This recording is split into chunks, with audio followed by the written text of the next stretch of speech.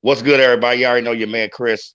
AKA Apocalypse is back in the building. Blurred Minds Media, we are back at it, hitting y'all off with another edition of what we love to call Monday Night Mayhem. Okay. Hope everybody had a good weekend. Y'all see the world's greatest tag team. Uncle Eugene back in the seat, riding dirty with us. What's good, Uncle Eugene? Everything's good. Everything's good. Feeling good. You know that. Yeah, we missed you last week, man. Glad you back. Man, had a mental break. That's okay. That's all right. That is okay. We y'all know I made no secret about it. I love when Uncle Eugene's riding dirty with me. You know what I'm saying? A wealth of wrestling knowledge that I feel in a lot of ways even surpasses mine. Okay. Uncle Eugene kind of helps keep me in check. That's why he rides dirty with us every Monday night Mayhem. Okay. Give him a pass last week. And actually, a special shout out to you, Eugene. I appreciate the suds at the bar the other night, my friend. Oh man, anytime. You know that, bro. You know that. Anytime. That's right. Speaking of the bar the other night, you know what I'm saying? We coming off my 50-piece birthday celebration. Okay, mega enormous shout out to the whole Blurred Minds Media camp. Y'all know who y'all is, okay? Big time. Y'all see I got my new toy, courtesy of J-Wall the Jerk. Trying to upgrade. Look, we trying to upgrade, y'all, okay? Like, we do have fun when we do these shows, yet, we try and be serious about flipping this pod game cast on this fucking ass. And J-Wall the Jerk trying to make me look good with the fat, dope new headset. Good looking, bro. Oh yeah, no doubt, man. We got to keep pushing. I told everybody as they start watching these shows, you'll see us progress with the audio, the sound, the visual, everything. I mean, everything's a work in progress. Right, and to piss off some of the haters, y'all see, I got the big gun again. Bang, blazing up. Slugger. Yeah, blazing. Look, y'all, this is a new mixtape series we are starting. This is actually the brainchild of another one of our compatriots, one of our fellow comrades, former U-Ho brethren, now rolling with Blurred Minds Media, Earth the Nerve. We calling this one, bang, Misfits of Mayhem. Y'all see me throwing it up or down, whatever. But damn, there it is, bam. Misfits of Mayhem kind of makes sense. M-O-M. My Instagram tag for this show, Apocalypse MNM. Boom, another shameless plug. But we appreciate everybody chiming in and checking us out. This Misfits of Mayhem mixtape series, like I said, really Earth the Nerve's idea. I've really enjoyed like everything else we do with this show. The research, the homework, a lot of information on the four featured Misfits for tonight. Having to how you call it, Uncle Eugene? Trimming the fat. Yeah. Lot of fat to trim. And like we said, not just this show, every show, so much information to sift through and just try to whittle it down, trim the fat. You know what I'm saying? So if it is with the panel, we're gonna get into it. All right, first and foremost. Hey. Yeah. Tell him, Uncle Eugene. First and foremost, when I think about my early WWF viewership, as far as their national push, all right, somebody I gravitated to early, I guess because he was outside the box and there to be different. You know what I'm saying? Kindred spirits, if you will. When we talking about the one and only George, the Animal Steel. Let's get it, y'all. You found it. That's the shot of his stuffed. That's the shot of his stuffed animal, which he named Mine. Mine. Not it's mine. Mine. Right. Pre, look at him. Big, hairy, burly man. 6'1", 275. Okay. Very intelligent man, actually. Exactly. And we're going to get into that right now, all right, as far as his backstory, which didn't surprise me per se, just certain facts that I did learn about him. I'm like, All right, y'all. Early on, his real name is William James Myers. Born in April 16th, 1937. Went to Michigan State. Well, let me back up a little bit. First and foremost, his dad was a fucking cop. Damn. I know, right? He definitely looked like somebody that would run from him. Right. Exactly. Exactly. Okay. George the Animal Steel was a 4-sport Letterman athlete through high school. Okay. Football, basketball, track, and wrestling, of course. All right. Went to Michigan State. Earned a Bachelor of Science and entered into teaching and became a wrestling coach. All right, at a local high school. Okay. Wait a second. Will you just please for me run that down? Run down those college accolades one more time. Okay, one more time. Well, first he was a 4-sport Letterman athlete in high school: basketball, football, track, and professional wrestling. He actually won that state's first state wrestling championship. All right. He attended Michigan State and received a Bachelor of Science teaching. This motherfucker? Look, yeah. I know, right? Uncle Eugene, go ahead, co-pilot for a minute. Yeah. Oh, yeah. Straight up. Very intelligent, man. That is wow. You know, and that's the dope thing about your all's knowledge of this. Because me, just outside looking in and all the clips I've seen of him over the years of my life, if you'd have been like, graduated college, world-class athlete, I'm like, bullshit. Got out of the crazy house and somebody filmed his ass. That's what happened. You know what? But yeah, man, like I said, he lettered in 4 sports in high school, Michigan State. He attended. He actually was inducted in the State Michigan Coaches Hall of Fame as well. All right. Hey, join the party. Okay. Like, not just professionally, pre-professional. There's a lot about all the wrestlers we're going to feature tonight. Stuff I didn't know. I'm pretty sure stuff even Uncle you didn't know. Like I keep reminding you, sorry, motherfuckers. We do our diligence. We dig through the crates, okay? Wrestling sites, Wikipedia, wherever we know it is valuable and confirmed information, okay? Confirmed information. We do the homework. We whittle down the notes. We just try to present it to y'all in this manner, all right? So, if you guys remember before WWF, well, J-Wall, you would remember, you're not old enough. Now, when you tip it into me and Uncle Eugene's territory, all right? Uncle Eugene, you remember when it was the WWF, the Worldwide Wrestling Federation. And I'm pretty sure you're familiar. Don't know if you're a fan of them or not. Before the internet. Yes, the 3 W's. Oh, yeah. Long before the internet. 3 W's. All right. One of their major staples. Okay. The legendary Bruno San Martino. Yeah. He is the one who actually discovered George the Animal Steel, scooping him up off the indie circuits he had been working for like the early years. Okay. Really. Like I said, a lot of stuff, y'all, we're going to reveal about these people, man. Okay. His first major WWF push.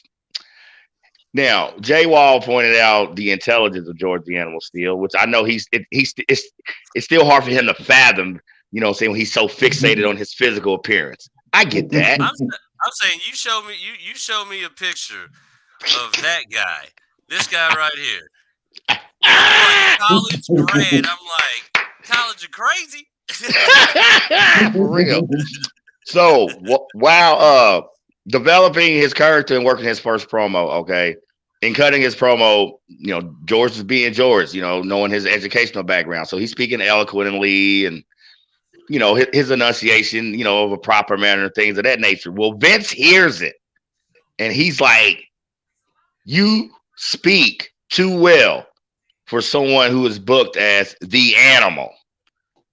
George Steele gets so fucking pissed, okay? Because, you know, Vince can't nobody piss you off like Vince. Other than your mom, who can piss you off more than Vince?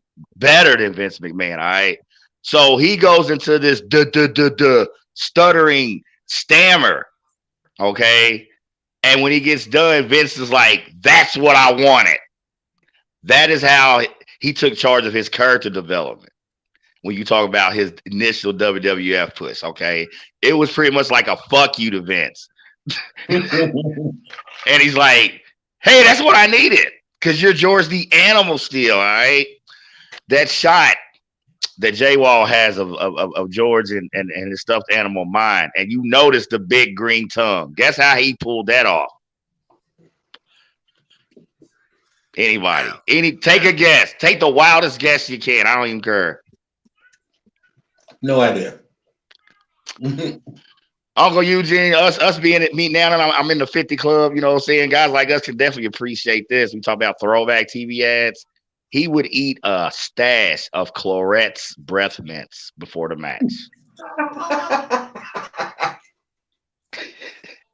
If you remember those, right? That's how he pulled that off. Okay, you know, with his physical strength and his brawler style, you know, initially, you know, he was pushed as a heel, you know, which made sense. We talk about, you know, as the Animal, some early beefs, but he made his face turn, ironically, in a 6-man tag match on one of the early NBC Saturday night main events. When you talk about WWF broadcasting, 6-man tag match. Okay, George the Animal Steele, and of course the Un-Americans, Nikolai Volkov and the Iron Sheik.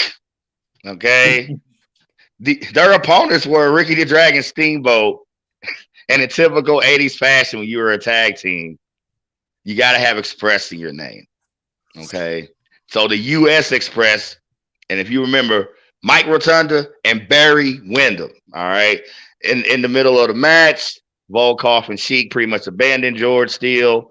Of course, they lose the match, but the cool aftermath that started his face turn, he was taken in by Jay Wall's hero. A reference back to Managing Mayhem, the real life Mario himself, Captain Lou Albano. All right. So you said my hero. I thought for sure Hugh Hefner had something to do with this.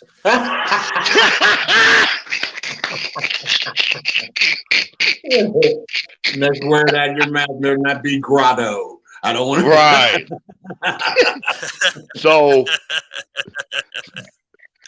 And also by this time, initially in his initial heel turn, and now with his fan favorite face turn, another staple of George the Animal Steele. When you talk about ring gags, oh my God, the ripping and the eating of the stuffing from the turnbuckle. Like, what the fuck? You know, pre-match snack. Stuff. Yeah, not only that, he would you know how Mankind, yeah, I heard it, baby. Yeah. And then just toss it up in the air all over the place. I think about a precursor to Mankind and using Sacco as a weapon, particularly stuffing the opponent's throat with it. George the Animal Steele did the same thing with the ring stuffing. The same thing. He would grab a handful of that shit at some point in the match, man, and just shove it into his opponent's mouth. And to see that sweat and turnbuckle stuffing and hair gel and spray tan flying everywhere, you know what I'm saying? It's a sight to see, ladies. It was a sight to see, ladies and gentlemen. I'm telling you, okay? Like anybody else we feature, Google it, YouTube it, watch the actual. Have you all seen George Animal Steele live? I never did. No. I never did. And you know what? A lot, you know, staple characters, top stars, legends, a lot of them I did get to see live. He's one of the regrets that I have, of course, not having to see perform live. Like major. You know, that would be like we call it wrestling bucket list, Jay Wall. Yeah. Mm-hmm. Okay, major point. Probably will most considered the highlight of his career. We flash forward to 1986. And who is on top of the world as far as he's concerned with the beautiful Miss Elizabeth? But another one of our resident favorites, the one and only Macho Man. You dig it? Randy Savage. Yeah, brother. All right. Now, we have shared our affinity for the Macho Man on so many shows. And of course, the lovely Miss Elizabeth. Hometown girl. Okay, that was a lame 80s reference to Billy Joel's Uptown Girl. I don't give a fuck. I'll crash. That was lame. I'll crash and burn. There for a second, me and Eugene was going to let you walk right out of that one. Hey, I'll crash and burn. I will fucking do it. Okay, I will kamikaze a fucking punchline. Fuck it. But so you flash forward June, going into this crazy summertime as far as the WWF, 1986. All right. Few months into George Animal Steel's face turn. Of course, storyline wise, of course, he has to develop a crush on the lovely Miss Elizabeth. Originally, this storyline was pitched to only run for like a couple of months. Oh man! Oh, and you got Mean Gene in the shot too. I love you, J Wall. Mm-hmm. I try, my friend. I try. No, still look at Mean Gene. He's still doing 8 balls off Hogan's butt crack. I swear he is. fucking groupie. That You is group. about to be the first Mayhem shirt. Mean Gene snorts lines off of Hulk Hogan's butt crack. Dude, that guy's the biggest Hogan groupie. That guy's the biggest Hogan groupie ever, man. I swear. But anyway, I'm glad you got that shot. So now we got the crush. And like I said, initially, the storyline was supposed to run for a few months, but fans ate it up so much. You know, a lot of it had to do with the obviously face heel dynamic with Macho Man. And, you know, he constantly teetered between heel and face. Definitely in full heel mode during this storyline. Culminates in a steel cage match. Okay, the culmination of a year beef at the steel cage match, and it just so happened to be at WrestleMania 3, a WrestleMania we've referenced before. While it's not the first WrestleMania, it's the WrestleMania that made WrestleMania what it is. All right, steel cage match, IC title, of course, was on the line. You know what I'm saying? And due to George Steele's affinity, if you will, for Miss Elizabeth, very easy for the Macho Man to keep his attack on via distraction and secure that win. Retired from active ring participation in 1988. That is a hell of a shot. That last shot, Macho Man standard, that double axe handle coming off either the ring apron. He would also perform it off the top rope. Yeah. Yes.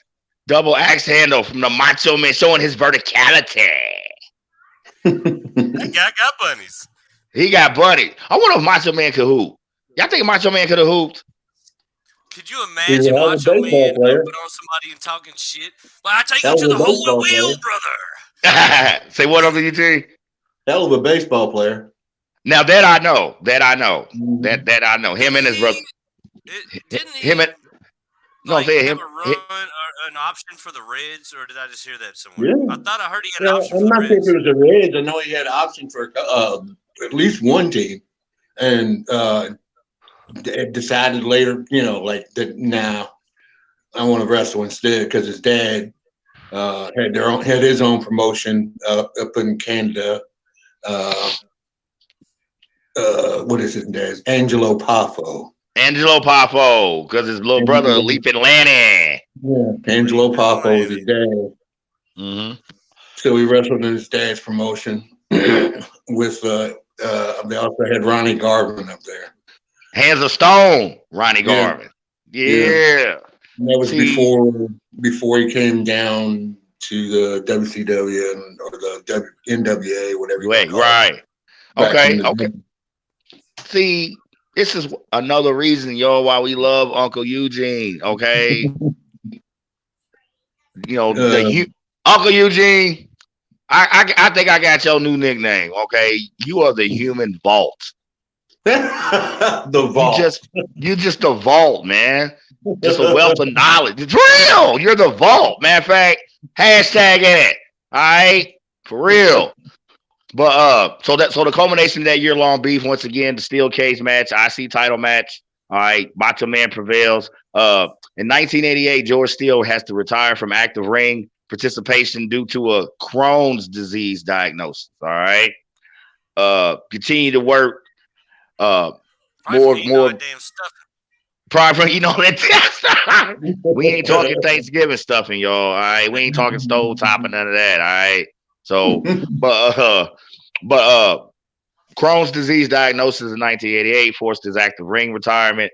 He did continue to work behind the scenes and between the WWF and independent circuits. He survived because unfortunately he did pass in 2017. He is survived by his wife Pat and 3 children, his daughter Felicia and his 2 sons Dennis and Randy. So I went through a lot to cut this down. Okay, his history is storied. Was never a world champion, but huge fan favorite. Was always a big draw, particularly at events like WrestleMania and things like that. And some of the early things like Saturday Night Main Event, as the WWF started to really branch out and flex this national muscle. And George the Animal Steele, no doubt. We can talk about first profile on Misfits of Mayhem. Got to give it up, ladies and gentlemen. All right, real talk. What's good with everybody? How's everybody doing, man? Oh, we good, but would you want to expound any on this situation right here, real quick? Who is that? George the Animal Steele. But I'm saying who is? The Dragon. Oh. Want to talk about this bout for a second? Man, this was actually the WrestleMania 3 bout I wrestled. IC title, George the Animal Steele in the corner. But the combatants, Ricky the Dragon Steamboat, another legend. Didn't we put him on the Mount Rushmore of high flyers several shows back? I believe we did. We're definitely going to do another one of those. And well, I mean, we just mentioned it. We ain't did the high fly edition yet. I'm gonna get to work on that down the road. And Macho Man Randy Savage. All right, part of their beef. Okay. George the Animal Steele interferes in the match twice. Gives 2 assists. He's throwing dimes. George the Animal Steele's running the point, y'all.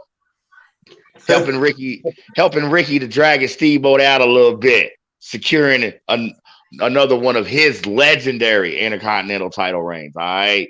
Yes, almost forgot about that situation, but a good thing I have my notes right here. Ken J. Walsh trying to keep me in check, and I love it. You know what I'm saying? So definitely, as far as George Animal Steele, one of his major career highlights. Ricky the Dragon. We gonna get to that guy. We gonna get to him. All right. We gonna get to him, y'all. All right, for real. But like I said, even with these 4 wrestlers, got a lot of info. Whew, look at that right there. These Another 2, man. Picture I didn't even want to download. You know what? We gotta have to do a whole Macho Man show with pictures of him not getting fucked up. Right. I know. It's like every time we got an actual picture of him, he's getting fucked up. Hogan with the leg drop a couple weeks back. Ricky the Dragon Steamboat choking the shit out of him. Kind of stealing my signature. When I think about my Criminal Minds serial killer mode, any fucking way. Point of the matter is, y'all. All right, George the Animal Steele, just an all-time legend, man. And like I said, one of the founding fathers as far as that WWF big push. Oh yeah, absolutely. Look at him, big burly guy, like 6'1", so not talking about at 275, freakish strength. I mean, it's not like he's got the greatest physique in the world, but best believe that man could toss like anybody around, man, like a paper bag. I wish you had that hammerlock submission finisher of his, because he would get his opponent in a hammerlock and literally hoist them up in the air till they tap. There it is. That is it. Tap. Can you do that in UFC? Like, is that a legal UFC move? I've never seen it, but I was just thinking, like, if that actually would work, I don't see why they wouldn't let you do it. Right, because think about it, it's a hammerlock. That means your arm placed behind your back, and then he grabs that same arm and hoists you up in the air with it. Like, what the fuck, dude? You know, it's gotta hurt like a sumbitch. Tap, bitch, tap. All right, y'all, keeping this train moving, because next up, another reason I think we love doing these Monday Night Mayhems, man. A lot of people, not just on the panel, whoever's checking us out, y'all know a lot of names and staples from this era. And I love dipping into the international waters, if you will. All right. Some of my favorite wrestlers of all time were international. I'm gonna shut the fuck up. No, for real. I'm gonna shut the fuck up because that's why I got a cold palate. Uncle Eugene, run it. Tell him. Some of the most exciting of the wrestlers that I've seen, even back further, and even always up until now, are the more exciting moves, new moves, style differences were the Japanese and Mexican or Latino wrestlers with the high flying stuff. The people like what we're getting ready to go ahead and say his name. The Great Buddha. The Great Buddha. Look at him. Look at him. First one I saw doing acrobatics in the ring. Before that, though, well, not first one. Before him, the masked wrestler Jushin Thunder Liger. Another one I love, Jushin Thunder Liger. Awesome. Tiger Mask. Let me think. Let me get into the Latino wrestlers. Any of the Guerrero brothers. Yeah, Psychosis. Psychosis was another one I love. Yeah. Dude, I randomly woke up one night years ago, like, in a mass hangover. Like one of them ones where like you're not gonna leave the bed for much of nothing today. You mean the hangover I wish I had, day after my birthday? Yeah, I'm talking about like one of those ones where you're like, should I go to the hospital? And you're like, that's why I was. But like one of them, But I randomly just cracked my open to all this commotion on my TV, and I look, and somehow, I guess through my drunken stupor the night before, I ended up on Telemundo. And dude, they had some kind of lucha libre shit on, and dude, I was sitting there watching like, this is so much more entertaining than what I've seen on WWF. It was fucking phenomenal. Right. And I was like, if I could just understand what the fuck they're saying. Right. It's like that in Japan too. Plus, they use more moves that are like illegal here. Basically, like all kind of. Vince ain't gonna let them try to do none of that shit. Yeah, and there's the mist to the face right there. That is what attracted me the most. Love the green mist or red or whatever damn color. He used look who he's doing that to. Who is that? I can't. Yeah, that if I had to guess, now Uncle Eugene, you have made no secret about it. Erk's referenced it before. Y'all love and affinity for the old Jim Crockett promotions. Oh yeah. Okay. One of the things, unlike Vince, one of the things I loved about Jim Crockett promotions. So under NWA banner, and then once they went to WCW, all right. But initially, as far as under that NWA banner, as far as Jim Crockett promotions, they did so much cross promotional work with the Japanese promotions. And if I had to guess, that still shot of the Great Kabuki giving Flair the mist. If I had to, I'm sorry, not the Great Kabuki. I'm sorry, the Great Muta. Oh, but if I had to guess, that shot is probably from a match of that sort. I would sincerely doubt that is from a stateside match. Yeah, I think you're right. I think you're right. It's probably overseas. Right. Okay. Now everybody's like, "What is going on? Isn't that?" Listen, man, we are dipping into international waters for this next segment, y'all. We are profiling one of the all-time true worldwide phenomenons. Okay, in the industry that we affectionately call mayhem. The one, the true, the only, the great Muta. You heard my great Kabuki reference. Mm-hmm. While accidental, I'm gonna bring that full circle. All right, because a lot, just like the great Kabuki, the great Muta himself, it became like a tradition of kayfabe as far as the major Japanese federations. You know what I'm saying? These magical, mystical characters. When you talk about the spewing of the mist, you know, and things like smoke bombs and disappearing acts and shit like that. All right. Kind of remind me of in their storylines a little bit, just from what I picked up from my research today in these photos. It kind of reminded me of like the story of Mortal Kombat before they did Mortal Kombat. You know what I mean?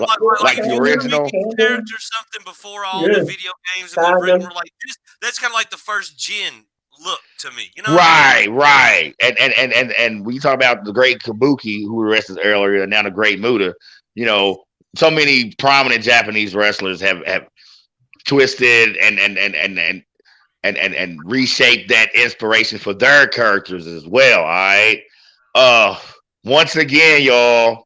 When you talk about a resume like the Great Muta, and we're in international waters, a shitload of info. I did my best I could to trim this fat. All right, so I'm gonna try to get at it. All right, real quick.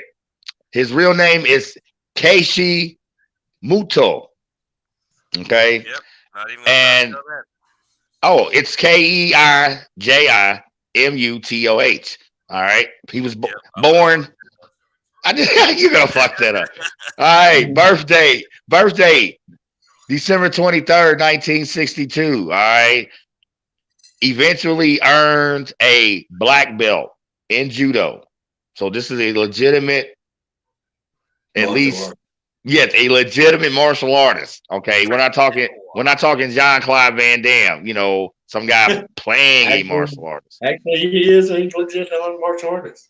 Well, I mean, allegedly, how's that? We're not talking about Steven Seagal. Yeah, allegedly. J-Wall, did I get that right for legal purposes? Allegedly, am I doing my finger quotations and all? So they get okay. All right. I thought you was bragging, so I can only do half. Okay. Right. Okay. Now, when it comes to New Japan wrestling, y'all, all right, two of the major promotions are the AJPW, which is All Japan Professional Wrestling, and NJPW, which is New Japan Wrestling. Don't ask me which one's the WWF version and which one's the WCW version. That's way too much homework for me. All right, make that as a pet project. Yeah, make that as a pet project on your own. Okay. His first U.S. booking. Okay. He was literally billed the White Ninja. All right. So, like, I think about 84, 85, and I'm a G.I. Joe fan. I'm like, who the fuck is this fake ass Storm Shadow? You know what I'm saying? Like, what the fuck? You feel me?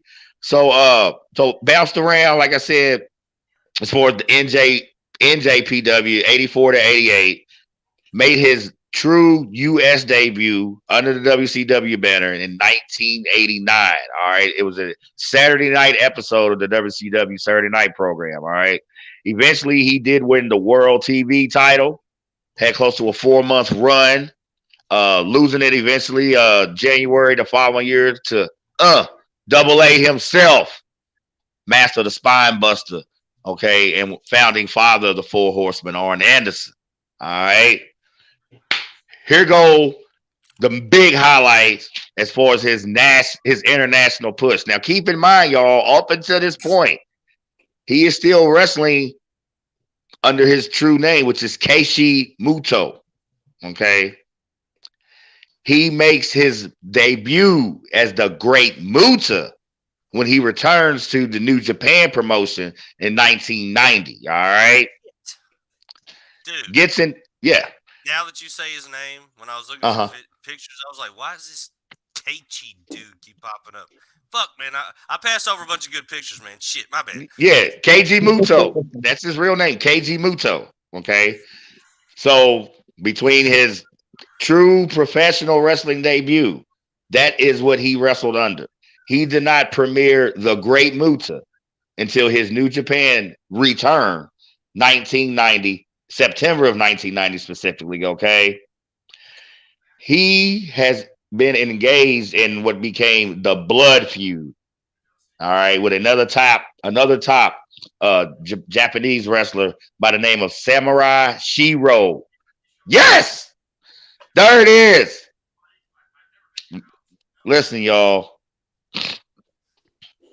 Particularly for the people who say wrestling's fake. This is considered one of the bloodiest when you talk about like drip count for real. Like, you know, bags on reserve in the cooler. All right. This is considered one of the bloodiest matches in wrestling history. Do not care the banner, the faction, the federation. All right. Hence, international waters, y'all. Worldwide mayhem. This shit don't stop. The fuck? Blood Feud, The Great Muta, Samurai Shishiro. Eventually, it became a trilogy. The shots that J-Wall had, yeah, do it, J-Wall. Just, yeah. Many consider the second match in their series, you know, saying the match we're referencing. Ladies and gentlemen, the match is so bloody. The series is so bloody, particularly the matches in particular we're talking about. Wrestling fans and developed what was called the Muta scale. Now, if you know your earthquakes and know what the Richter scale is, or tornado, so your F1 to your F5. Yes, now in professional wrestling, we have a Muta scale as to determine how bloody that fucking match is. How sick and twisted of a standard is that to set? Gotta come with it. Man. Dude. When I seen that dude, when he was doing moonsaults and all that, dude, that was my dude right there. From that point on, whenever I saw him build anywhere, I tried to watch it. Y'all want to hear the backstory on that specific injury?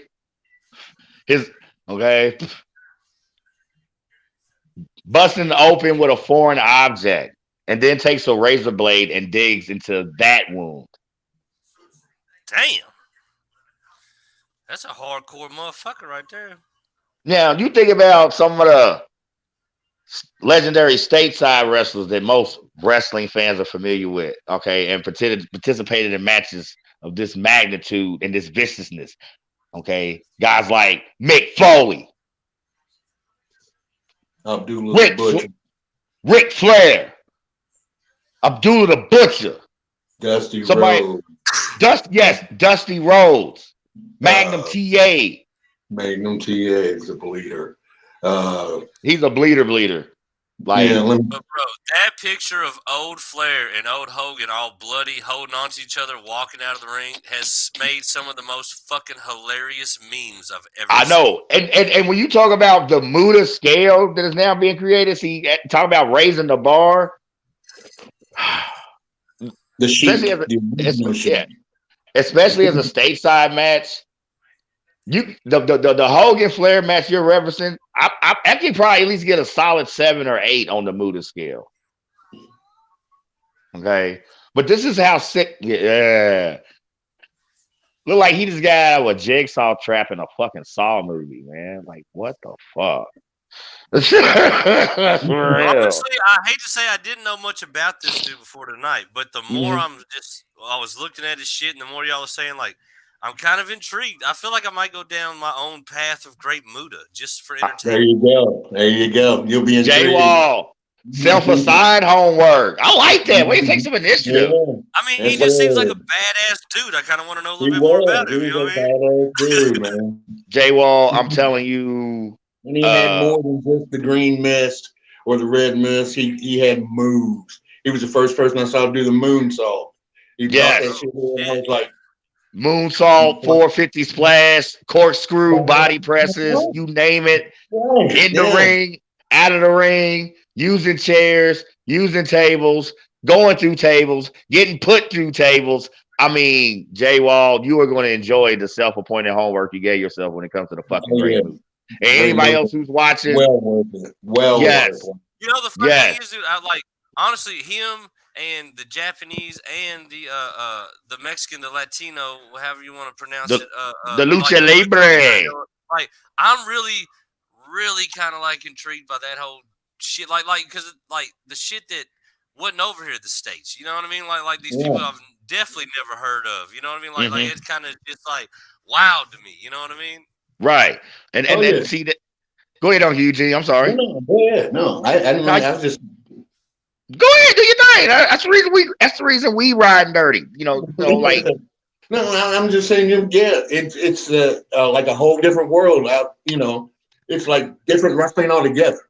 I mean, it's like you watch the American style, which I love. The catch as catch stands, they call it, and you know, then you got the other stuff added in that people bring from their little, you know, I was trained this way, and then this is a move that I came up with, or blah blah blah. But like the Japanese got their style, and then each person develops just a little bit different off of that, and then it's dangerous. It's bloody as hell. Plus, you got to understand Japanese. I mean, as a culture, and somebody's gonna say this is some kind of racial indictment or something. I don't. No. But I'm saying it. Listen, but I'm saying it. They are some bloodthirsty motherfuckers. Okay, this is like the gladiators back in the days of Rome type shit. Bleeding is money, right? And this sport right there. And notice how much WWE's gone down since they don't do blood no more. Nobody wants to see it. I mean, I remember just on the American tip, just like seeing like Mick Foley like land on a bunch of thumbtacks and have the shell in his face and shit. And like when you see that, you're like, holy fuck, like this is wild shit. Or like anytime, remember back in the day when like some random channel would play ECW and you see some of that shit, and then you'd be like, fuck. You know what I mean? But then you think like you got countries where their whole style is like even like shitting on that. Like that's light work to like what we would see in one match, that would be like a whole promotion. Like that'd be there all day, every day. Yeah. Another big career highlight when you talk about cross promotional matches, securing a huge win against a guy we just seen a little while ago, Ricky, the Dragon Steamboat. All right. That was at Starrcade, in Starrcade 1991, as far as part of WCW. And we love Ricky the Dragon Steamboat. Can't wait to do him. Okay. That sounded gay as fuck. We cannot wait to do a show on him. Another big WCW highlight for the Great Muta. Starrcade. Don't you worry. You got a snippet coming. I know it. Clip of the week. I should have, as soon as I said it, I'm like, fuck. Another big WCW moment, Starrcade. You know, we referenced Starrcade before. WCW's WrestleMania, their year-end pay-per-view, secures a huge win against one of Jay Wall's favorites of all time, and y'all know it. Y'all have heard him express that several times on the show. The one and only Sting. What the fuck? I know, man. I'm over getting all excited. I'm about to get all hyped up about a wrestler, and it's like Sting. I was like, It's wait. Like, you know what that reminded me of? What? Socks for Christmas. Oh, socks! You could have just knocked out shit. Hey, Sting comes back. About socks. Hey, Sting comes back in the picture a couple years later at a huge Japan show. Y'all have heard me reference this arena before, the Tokyo Dome. Okay. Bischoff doing his homework. All right. When he was working over there, he seen the Tokyo Dome sell out 80,000 seat event on the regular.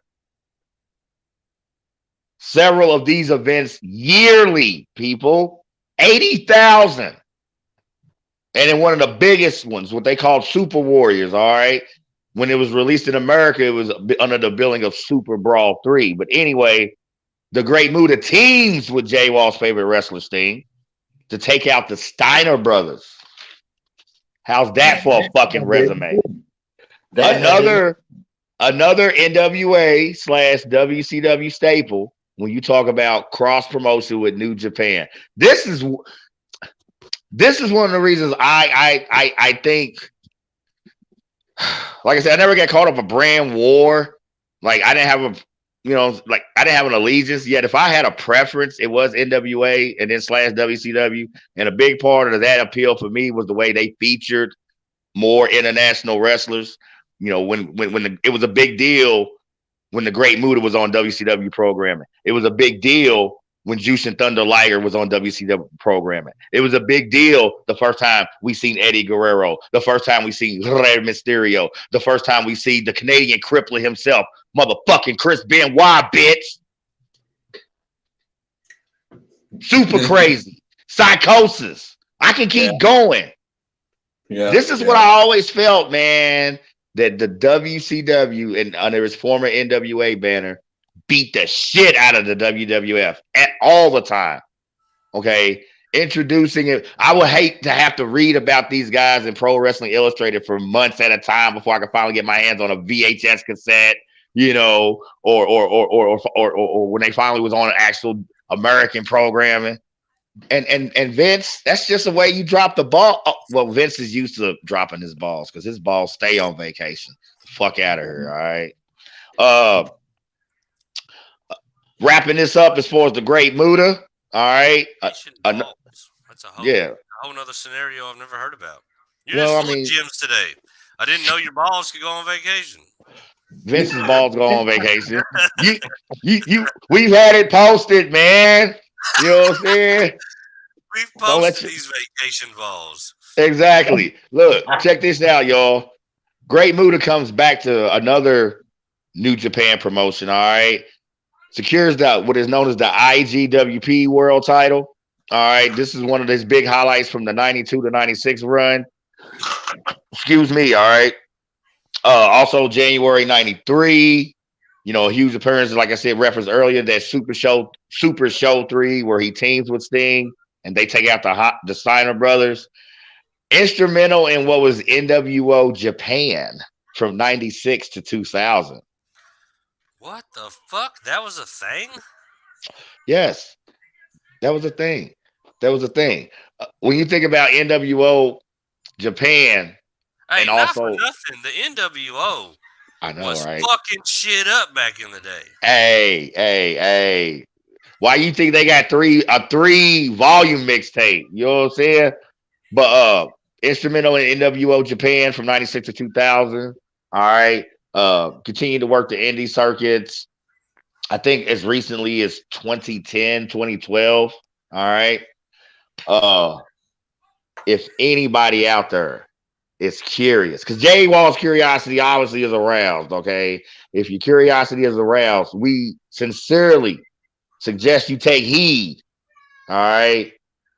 Look, watch, listen, witness the mystery and the nostalgia of the fucking Great Muta, baby. Man, let's get it. Monday Night Mayhem. We in the house. I'm on my Look at him. That's probably like a kiss. That's like part kiss, part Spider-Man. I always loved how he synchronized his face paint with his ring attire and then the color of the mist that he would spew that night. Mm-hmm. You know what I'm saying? Very theatric, you know, inspired by that kabuki theater. Mm-hmm. You know, that's so prevalent in Japanese culture, you know what I'm saying? The great fucking look, Flair's like, motherfucker. How am I gonna watch this? Come all the way over here for this shit. Y'all been paying me good. This motherfucker spit on me. I got bitches after the rest. I wonder how he's gonna wash that shit out of his fucking hair before he clicks up with the bitches after the match. You know, because doing that now. It wasn't nothing but it was. I read a thing on that. It was just food coloring. It's just food coloring in a little, like a tip of a glove.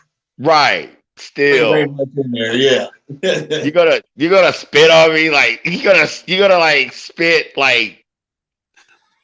If that's the worst I'm not going there. And the fans are going to come back and see us, and we're going to get paid the next time. Yeah, I'm saying though, just from man to man, and there's some weird component to it that I don't even want to get into right now. If they did that shit on Wrestling Today, everybody behind that spit got to go to quarantine.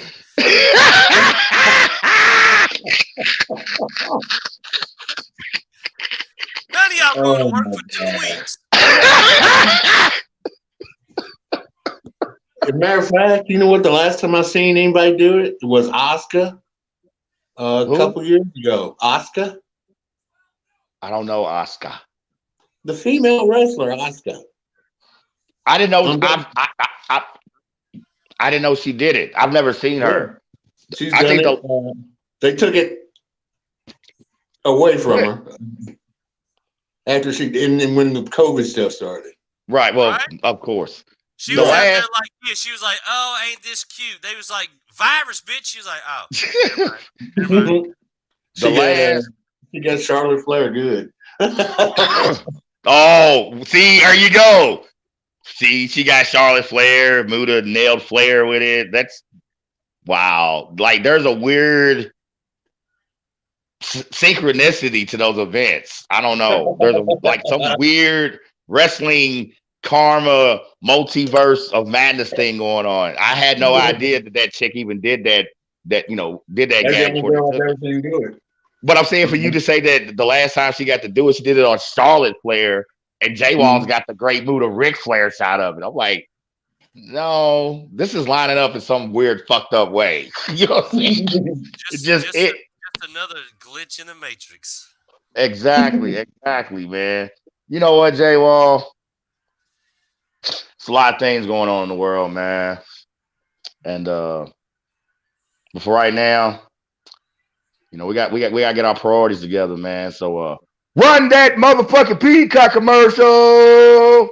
I tell you what, I'm actually gonna give you what? Irk the Nerve's 50th birthday present to you, my friend. You know what? What the fuck?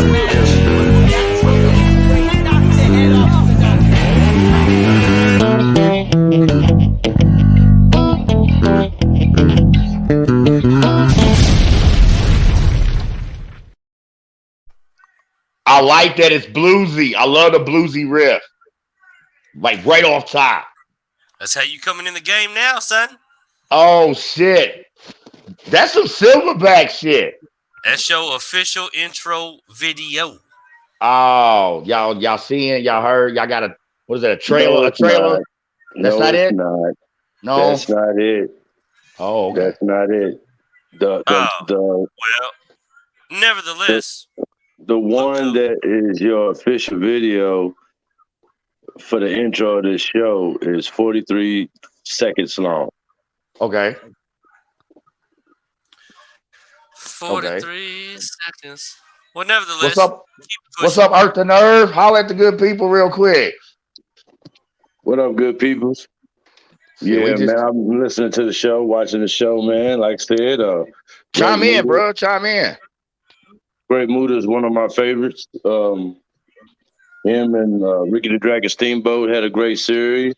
Yes. I also remember Great Muta also interrupting a few matches with my man Randy Savage. Yes. And talk your shit, Irk. Run it. Great Muta was a beast, man. And these kids don't know, do they? Like Uncle Eugene said, man, one of the attractive things that I liked about Great Muta was him being able to spray the motherfucking poisonous shit out of his mouth. And as a kid watching that shit, that was just wild to me. Yeah, because you've never seen that shit before on wrestling. You know, that was like all of a sudden, where'd that shit come from? It's like, you just spit on me, motherfucker, for real? Yeah. He blinded him. the last person I clearly remember using that gag was to Jerry. Oh yeah. So you talking love the buzzsaw. Yeah. Yeah. Even for that style, I felt he was always a little undersized. I mean, you look at Great Muta. He's not necessarily tall, but I mean he's solid. I mean, you talking still 225, 230. Yeah. Yeah, especially look at his arms and chest development. Mm-hmm. I mean, Great Muta was, he was compact, but definitely more muscular. I liked Tajiri, but I still always felt like, okay, even in selling that style, you're just a little undersized. You know what I'm saying? I don't think he could really take the punishment that Muta really did. You know what I'm saying? I mean, Tajiri went through a couple of tables and had some chair shots to the head. Yeah, we get all that, but he did his dues in ECW, man. He could go through that, he can go through anywhere. Unless your name's Stone Cold Steve Austin. But anyway. What the fuck? Well, anyways, that file seems to be a little too large for what we got going on tonight. But nevertheless, okay, my friend, let's what other misfits you got on deck? Okay, next up, another infamous Hulk Hogan groupie in ring. All right, we going there, y'all. Hey, the big hacksaw Jim Duggan. Look at him. That motherfucker was the truth. I don't give a fuck what nobody says. Hacksaw Jim Duggan was the motherfucking truth. Okay. What? Hacksaw Jim Duggan used to beat people's asses. Stop playing. Hacksaw Jim. I think Hacksaw Jim Duggan is the prototype for mankind. Yes, I said it. No, what are you talking about? So different. Had a few moves. I heard. I'm just gonna cut my mic off and let y'all do y'all thing for a minute. Just, yeah. Duggan had Earth, explain why you feel this way, and Eugene, the 2x4 and punching you. That was it. Well, hold on. Earth, explain why you make this comparison, and then Eugene, let him know where he's off. After you, sir.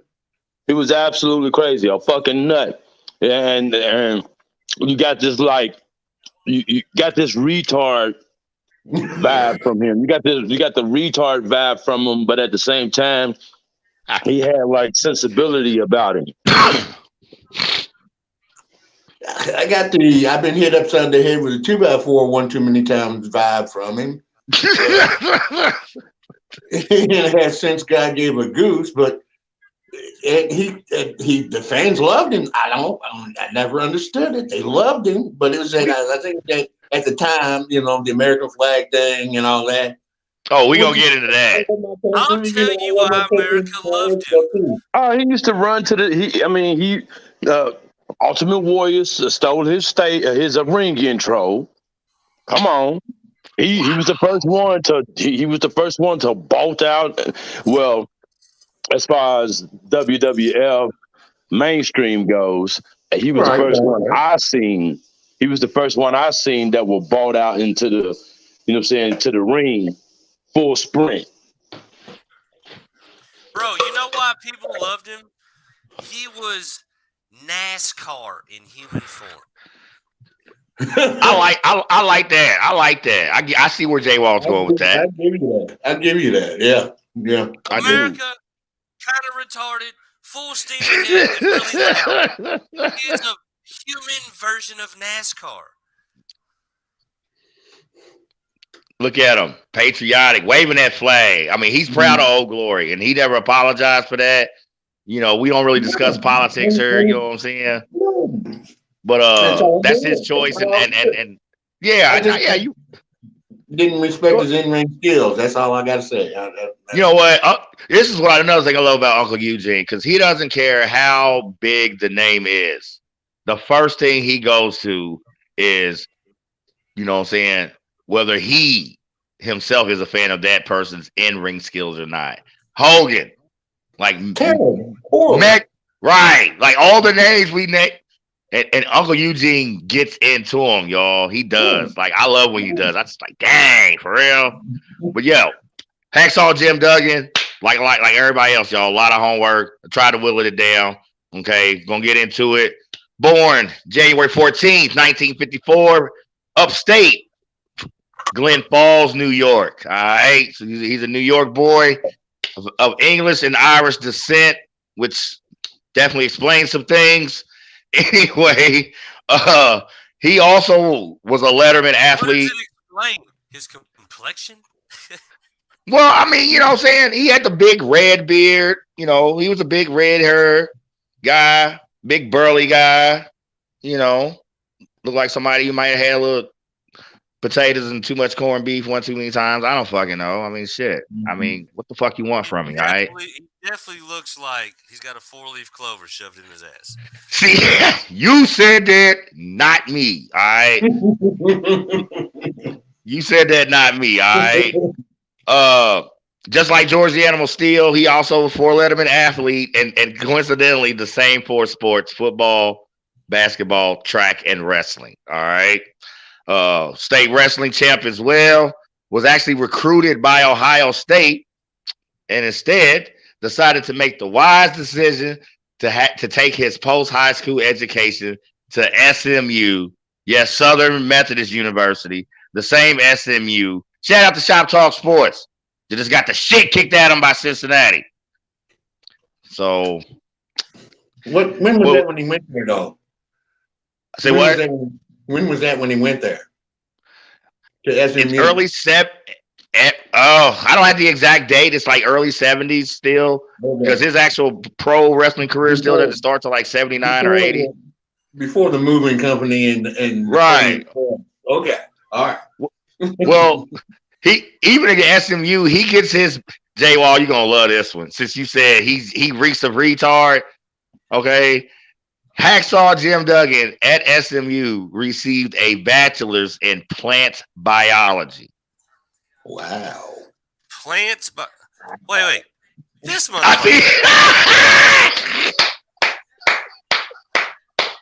Nothing about him says plant or biology. It's like George the Animal Steel, and he has a bachelor's in science and teaching. So I mean, you know, not for nothing, I'm gonna start really respecting fat, hairy, crazy fuckers. They might change the world one day. So they got to start recasting in movies like The Geek to help save the world instead of some Absolutely. slim. Fuck Tom Cruise. Fuck a John Reacher. Fuck John Wick. We need fat, bearded geniuses. they can hack a computer system, right? I got you, man. Goddamn right. Build a satellite, fuck it, whatever. So I still can't believe he had the Avengers. Okay, I still never look like that. Fat, bearded, hairy, fucking crazy asses. Well, we did have a fat Thor. They did give us a fat Thor. Okay, you know as far as the end game. That might have been a throw to Hacksaw Jim Duggan. Okay, I still question his decision making. Ohio State, SMU, like. Well, you know, he might not be as smart as we thought. See, you see where I was going. Okay, he actually was cut by the Atlanta Falcons. All right, as far as the NFL. Okay. He was even in the league for a second. That's fucking crazy. Well, one of his signatures was literally a football tackle. Several guys used that because they had a football background. Ron Simmons used it. Hacksaw Jim Duggan used it. Another one of my favorites. Oh, Uncle Eugene, you're gonna love this one. Dr. Death Steve Williams. Absolutely. You know, yeah. So the running football shoulder tackle as a wrestling move. You knew that guy had a football background somewhere. Period. Well, eventually Goldberg. Goldberg started spearing people. I bet a lot of the NFL coaches like, you think we ought to make an offer? No, it was too late. Goldberg. I think Goldberg played for the. Did he play for like the Rams? Yeah, Falcons? No, it was Falcons too, wasn't it? Yeah, he played and got cut, but I'm saying once you see him on Monday night just spear the fuck out of a 300-something pound dude, a couple NFL team coaches, like, the Detroit Lions was looking like, we might want to call him. Yeah, right. After he spears him and then jackhammers him too. Gets him up in the air, holds him there. Just holds him there. The defensive coordinator for the fucking Lions, when Goldberg first came out, was looking around his whole squad like, he would fuck all y'all up. Y'all can say that for the Gold. Y'all can save all that for the Goldberg show, okay? All right. Back to Hacksaw, okay? His pro debut as far as the independent circus, he was actually on a heel turn, okay, training at the old Sportatorium Wrestling Complex, Dallas, Texas. All right. Now, Uncle Eugene, as far as who discovered Hacksaw Jim Duggan and lead him to his first big break, once again, fortunately, we get to show our age. He was discovered by the great himself, Pete Maivia. And for those, I get it. For those who don't know who Pete Maivia is and the influence he has on professional wrestling, or as we love to call it, mayhem. Oh, I definitely can segue to Uncle Eugene for that family tree. Run it. Go ahead. Tell him.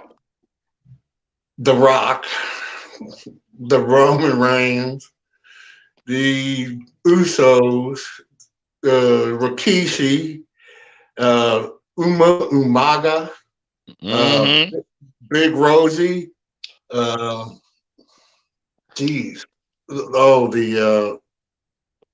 what were the two dudes' names? The Usos, not the Usos, but dads, but their uncle. You're talking about what are their names? We'll get back to that. Alpha and Sika, the Samoans, Alpha and Sika. Yeah. The point of the matter is, the point Uncle Eugene's trying to make to y'all, okay? Pete Maivia, a wrestling legend, okay, father of Rocky Soul Man Johnson, who grandfather, father-in-law of the one, the people's grandfather, right? The people's champ, The Rock.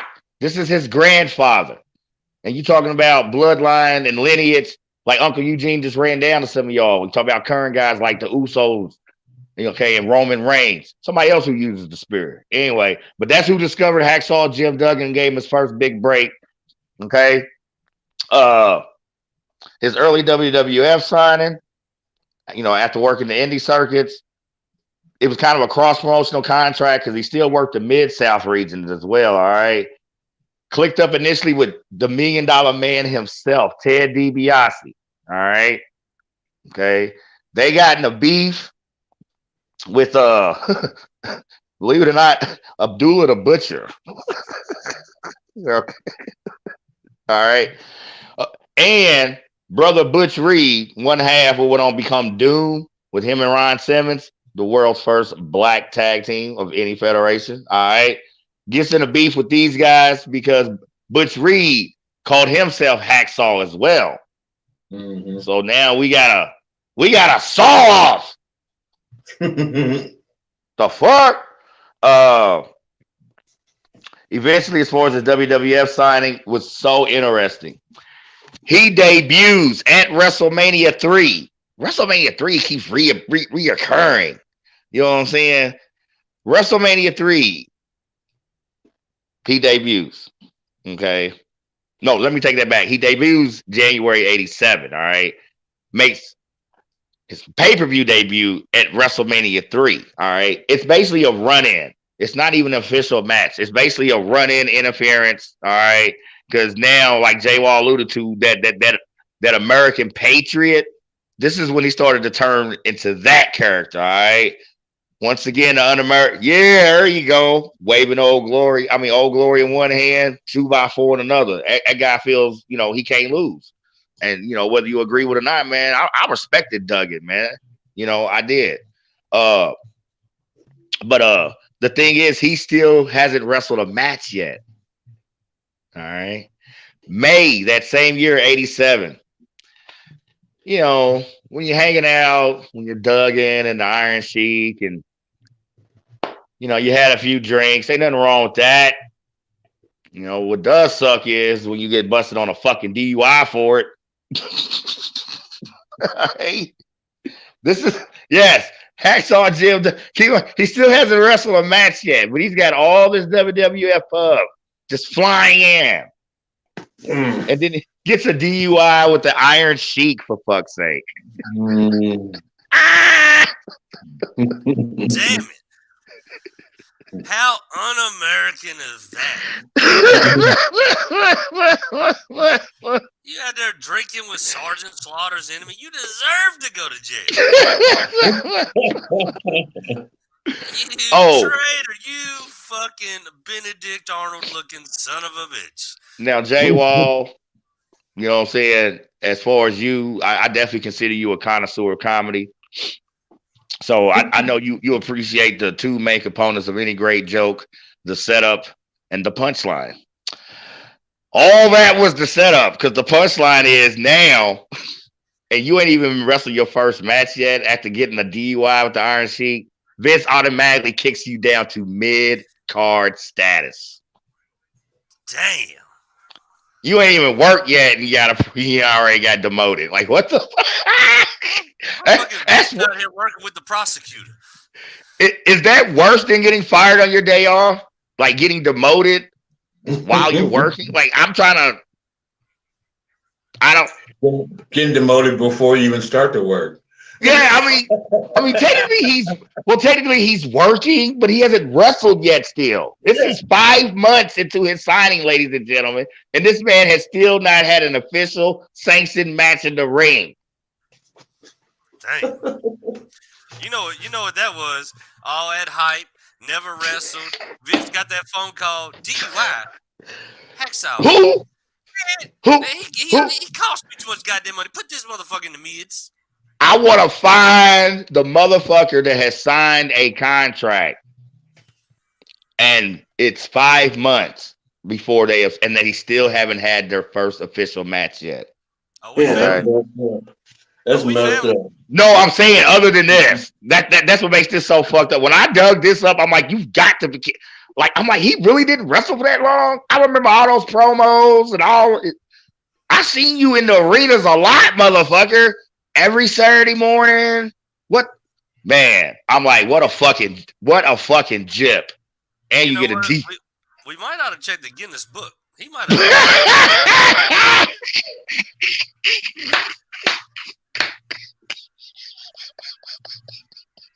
This motherfucker might very well be in there. You don't shut up. I swear.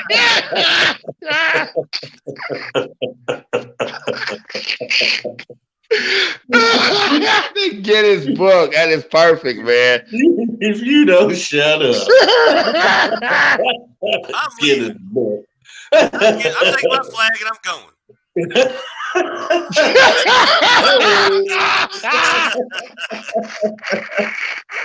Oh my God. Okay. Duggan finally has his first match out of all places. And then when finding this research, I didn't know whether to laugh or cry for this one.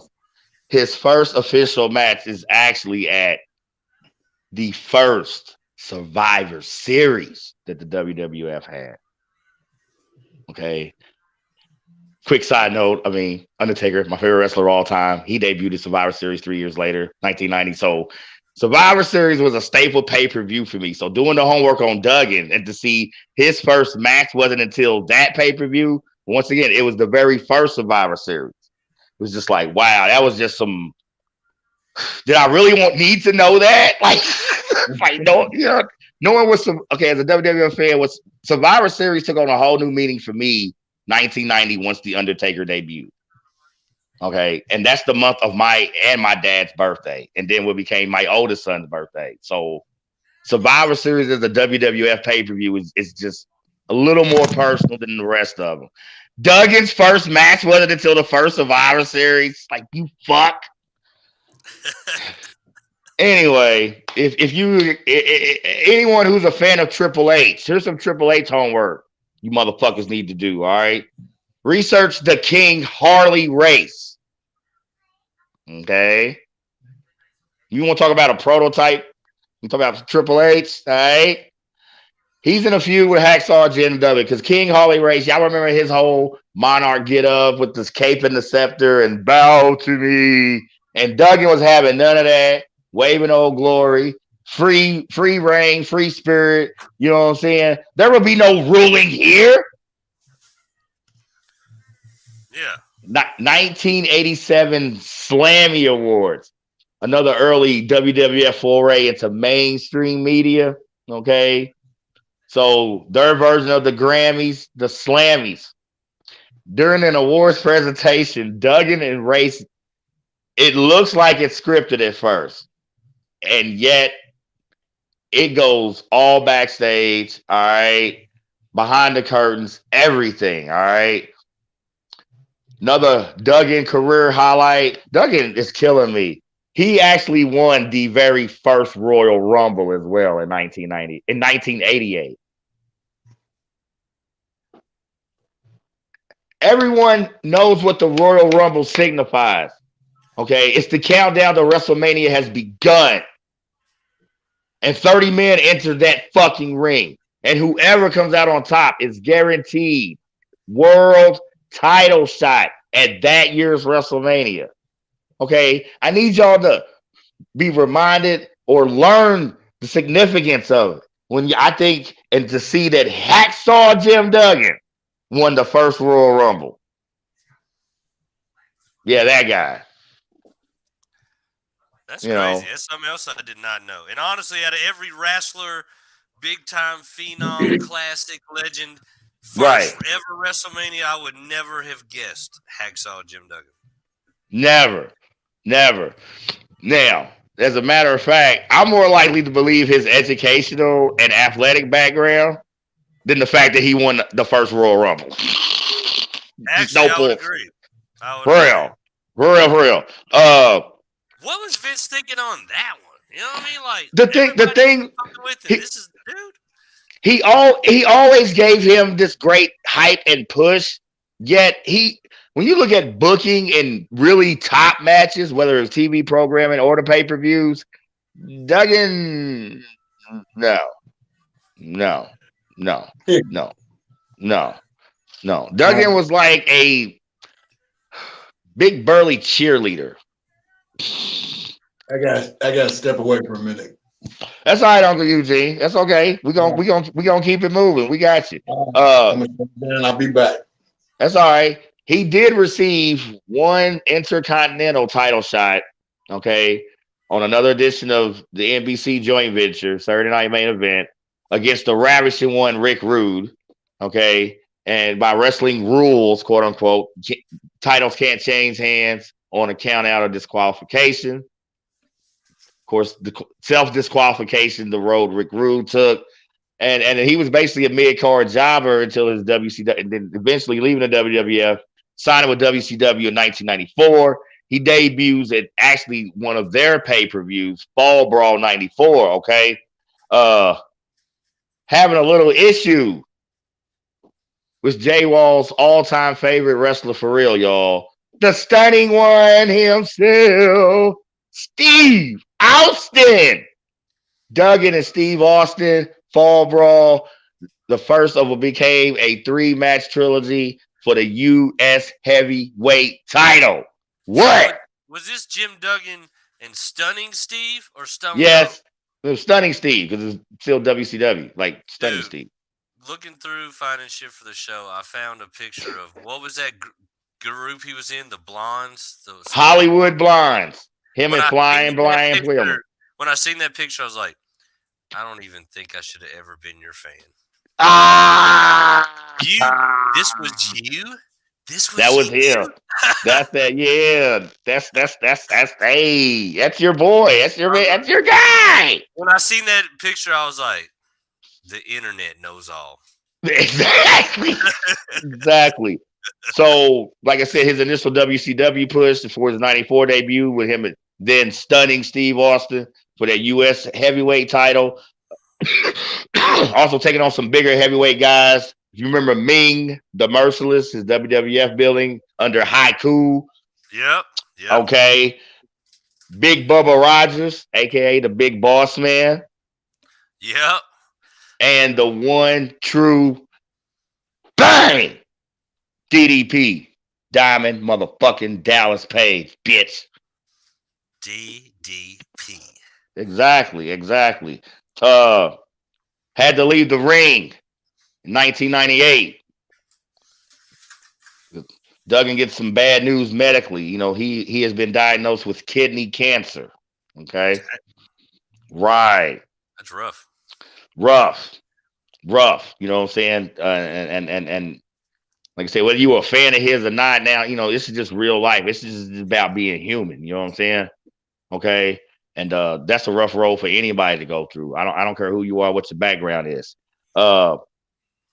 Actual successful turn, actually. All right. When you talk about the brighter side of life, you know what I mean? Actually returned to the ring, back to the WWE. All right. Starting in 2005. Now, by this time, the WWE had solidified what became their Legends package. All right. So bringing a lot of old guys, a lot of classic WWF guys back and signing them to what is called the Legends contracts. All right. Now, a majority of these are, you know, appearances, whether it's TV programming, you know, or live WWE events. Occasionally in ring, you know, so Doug is back in her. You know, he's back in her. And that's back and forth from 05 to 09. Of course, then eventually started just working the indie circuits for a while. Eventually left the ring full time. Did he return to the WWE April 2011 for his official WWE Hall of Fame induction ceremony. All right. So, bang. There is the life and times of Hacksaw Jim Duggan. Still alive. Go ahead. I ran upon some photos today that had me really questioning this guy from my what I remembered of him as when, you know, growing up and shit. Okay. So I'll go ahead and just run it out. I got this. This is a 2-part question I have for you, my friend. And the first one would be, when did this guy right here? When did this guy? Now, bear with me. We saw what he had in his hands, right? Right. When did this man turn into this man? And why? And look at that shirt. That is not an American shirt. Lance Storm. Please explain this. This is, like I said, there's a question following this one, but for this one, what the fuck is this? Okay, the guy you see him with, that is Lance Storm. Okay.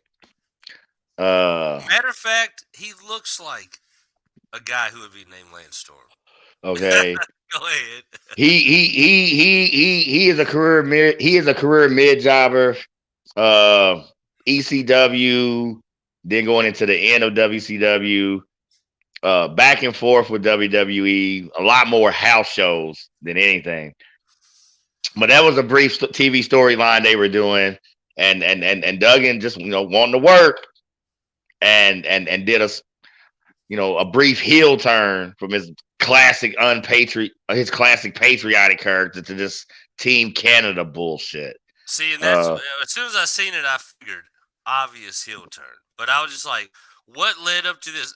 Where in the scenario does he drop the American flag and throw on the fucking maple leaf? I know, right? Fucking maple leaf, man. Like, you're Hacksaw Jim Duggan. There are all the countries you could betray us for. Canada? Right. Fuck Canada. Yeah. The fun thing is we were shitting on Canada last night. I know. We're going to keep shitting on Canada. Now, So basically that was just a heel turn trying to stay relevant. Is that right. Okay. Yeah, because like I said, that part of the question, I see that there was actually a third person in this scenario, and I would just like to know, where the fuck she go? I don't even know who that broad is, man. I am not gonna lie. I mean, honestly, if I was Hacksaw Jim Duggan, it would probably make me sing "Oh Canada." For real? I mean, Canada. Oh, Canada. Oh, Jaywalk, you horn dog, for real. Just man. When I seen that, I was like, "What the fuck is this shit?" I was like, "I gotta ask Apocalypse. I gotta ask him." All right, y'all. There it is. The life and times of Hacksaw Jim Duggan. All right, fan favorite, WWE Hall of Famer. You know, crazy character. Another addition to the Misfits of Mayhem we profiling tonight. I'm hoping Jaywalk can hit me with a Peacock commercial because this last and final segment, I mean, it's gonna get nasty, y'all. It's gonna get nasty on this next segment for real, man. And I mean, we're gonna be talking about one of the all-time greats, but the story is it's just a twisted tale. That's just all I can. That's all I got for you right now. So for right now, to let you gather your thoughts and let Uncle Eugene, gather his thoughts, we'll run this Peacock commercial, and then we're going to overdrive for the first time on Mayhem, so we can finish this one out and give all respects due to the next man on the lineup of Misfits of Mayhem. Yeah.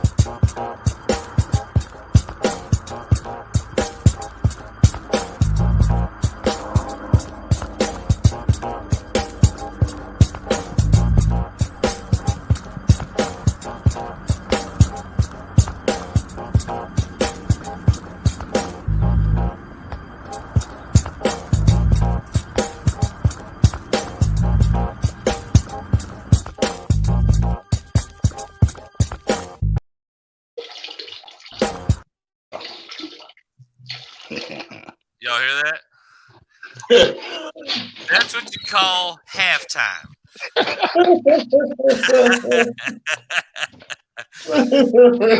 a piss, get another beer, light a smoke. It's halftime, folks. Oh man, what's good, everybody? Hope everybody's doing all right. That's y'all's host, Chris, a.k.a. Apocalypse, a.k.a. Chris the Magical Piss. Look, we hope everybody who's watching, chime in or check out the replays doing okay. And real quick, before we get into this last segment, while I personally can't relate to it, I am aware of a lot of these people's reluctance and hesitancy to step outside the box and dare to be different. Your choice, not mine. Me, I ain't got no problem fucking running with Adrian Richardson and trying to cop me them joints from the Peacock line. Fall, winter is here. Your shoe game is all fucked up. You got two choices. Keep fucking with the establishment or deal with the alternative, all right? Think outside the box. Dare to be different. Check out my man Adrian Richardson and cop you some of those joints from that Peacock line ASAP. All right. Boom. There it is. Ladies and gentlemen, boys and girls, cats, dogs, chickens, and rats. It's getting nasty. It's getting nasty. Oh damn! The last and final feature segment of tonight's Misfits of Mayhem that we have been more than happy to present to y'all. When you say the word legend, when you talk about grinding,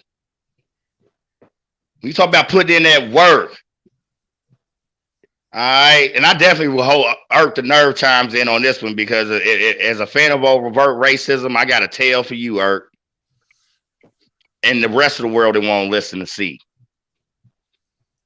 We are discussing one of the all-time greats, all right, in this industry, y'all. Love him or hate him, doesn't matter. His story is amazing in and outside the ring, all right? The one true Ugandan giant himself, Kamala. Let's fucking get it. Hold that. Just honestly, through all my research today, dopest fucking picture of the night. I fucking love this picture. That one in the Great Muta. They were great pictures.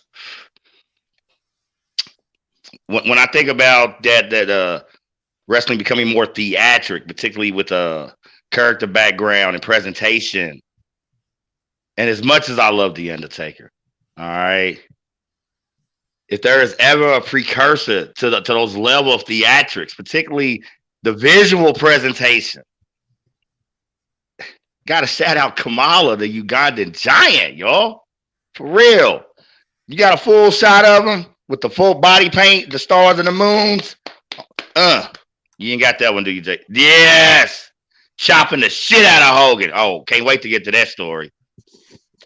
All right, y'all, getting into it. Kamala, the Ugandan giant, his real name. All right, James Arthur Harris, born May 28th, 1950. All right. In a small town, I hope I get this right, Sematopia, Mississippi. Later moved to a small town known as Coldwater, Mississippi. Now we talking deep, deep, dirty South, y'all. The bottom. Feel me? Like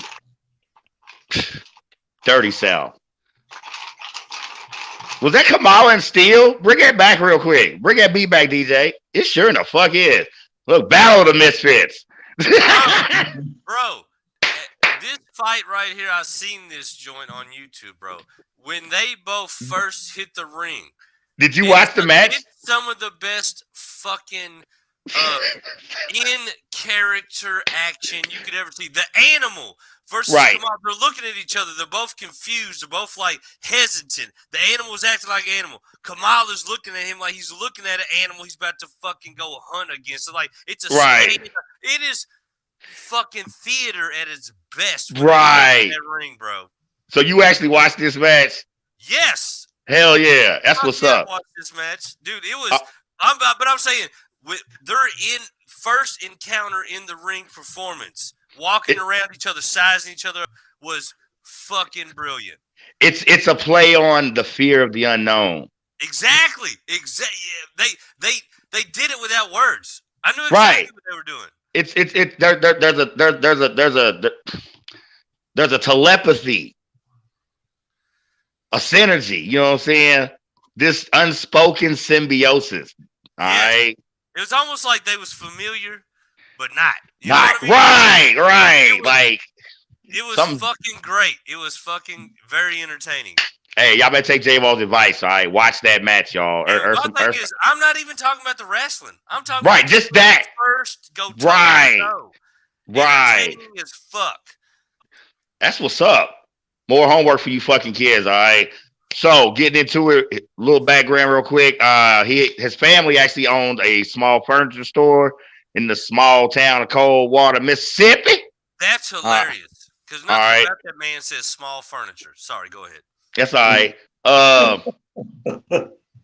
He's a big dude. Major event that would, obviously shape his life and just part of Kamala's story as a whole. At the young age of 4, his father was murdered in a dice game. Oh, shit. Okay. Dropped out of school by 9th grade, worked as a sharecropper. From then on, he said he got to get that money for real. So he decided to get into the burglary ring. Creeping. I'm picturing as big as he has. Like, whose house are you sneaking into, motherfucker? Like, man, ripping the whole wall off. And the phrase is cat burglar, right? Not giant elephant burglar. Like, who are you sneaking up on? Okay, and then this is the old South we talking about. Long story short, the authorities informed him that he needed to either leave town or be found dead. Heeding law enforcement's warning, he moved to Florida. Then from there, he moved to Florida, and then from there, moved to Michigan. Did labor work, picking fruit and truck driving. All right, and here's where, shout out to JD. You know what I'm saying? The Godfather, as far as Blurred Minds Media, because we still the new faction, bitch. But anyway, he moves from Florida to Michigan. Like I said, as far as labor work, bouncing back and forth between picking fruit and truck driving. as far as who discovered him first initially, Uncle Eugene and I once again get to show our age. Uncle Eugene, you ready for this one?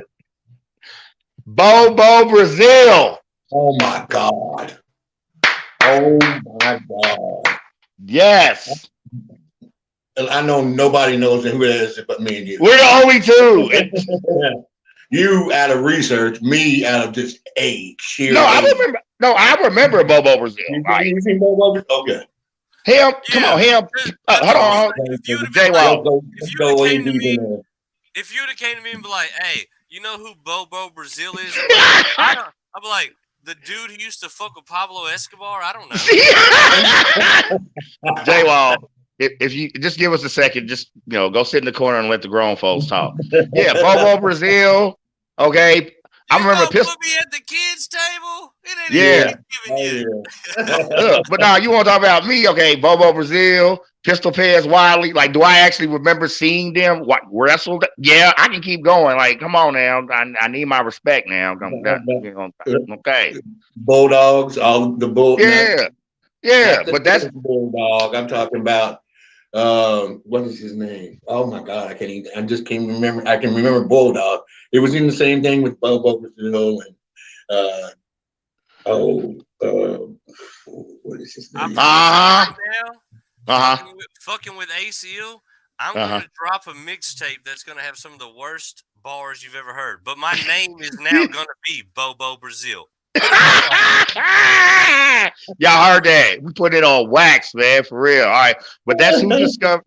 That's who initially discovered who would become Kamala, the Ugandan Giant. All right, a legendary name in wrestling, y'all. Bobo Brazil. Okay, initially training in Michigan, being from the South, he wasn't a big fan of the cold, so he was sent to train in the state of Arkansas under the tutelage of Tim Hampton. All right. So getting to the early years, his original billing names, man, I just couldn't believe these names. Sugar Bear, because he used his last name Harris as his original billing names. But Sugar Bear Harris, Ugly Bear Harris, or Big Jim Harris. All right. One last early billing name, the Mississippi Mauler. And J-Wall, when I dug this fact up, you're going to love this. Guess who Kamala's first manager was? Who? Percy Pringle, a.k.a. Paul Bearer himself. Motherfucking Percy. That's right, man. I forgot all about that name. Right. Damn it. Oh, I wish I knew that. I'd had a picture of this son of a bitch loaded up. That is some of the funniest shit. Percy. J-Wall, how come you don't have a picture of me up there? Why the fuck does Eugene sound just like that son of a bitch? Because Uncle Eugene is cool as fuck, and that's why he be riding dirty with me, man. He's part of the Monday Night Mayhem. He's part of the conglomerate. I love that one, Uncle Eugene. I do.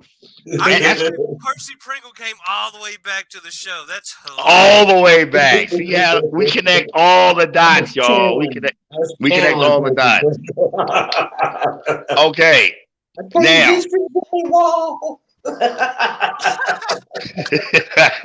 So now. Hey, talk about the Macho Man ordering pizza on acid. Oh, Eugene's doing a prank call as the Paul Bear. Believe that. We got to do that bit. We got to do that one for real. Now, getting into the origin story as far as the Kamala character. I got a wide range of emotions, man, from here on out. Being in Louisville, Kentucky, I reiterate, we were a major cog in the Mid-South region between the USWA, OVW banners, that Louisville-Memphis connection. And I seen a lot of Kamala. Now, Kamala, I did actually see live. Now, he's the one I've seen live several times, especially wrestling down here at the old Louisville Gardens. As far as his Kamala character development, we get to thank the king of Memphis, if you will. Jerry the King Lawler himself. That's what I thought it was. The backstory on his character development, like I said, and a lot of other things from here on out, as far as Kamala's story, is yeah, as the kids say it, man, it definitely had me some type of way. Inspired by a painting from artist Frank Frazetta. Okay. Yes. Okay. I repeat that. Inspired by a painting. The artist's name is Frank Fazetta. Okay. Famous. Very famous. I never heard of the guy. Go ahead, Uncle Eugene. Tell us who this guy is. You've seen a lot of his paintings, and you would be like, oh, okay, when you saw him.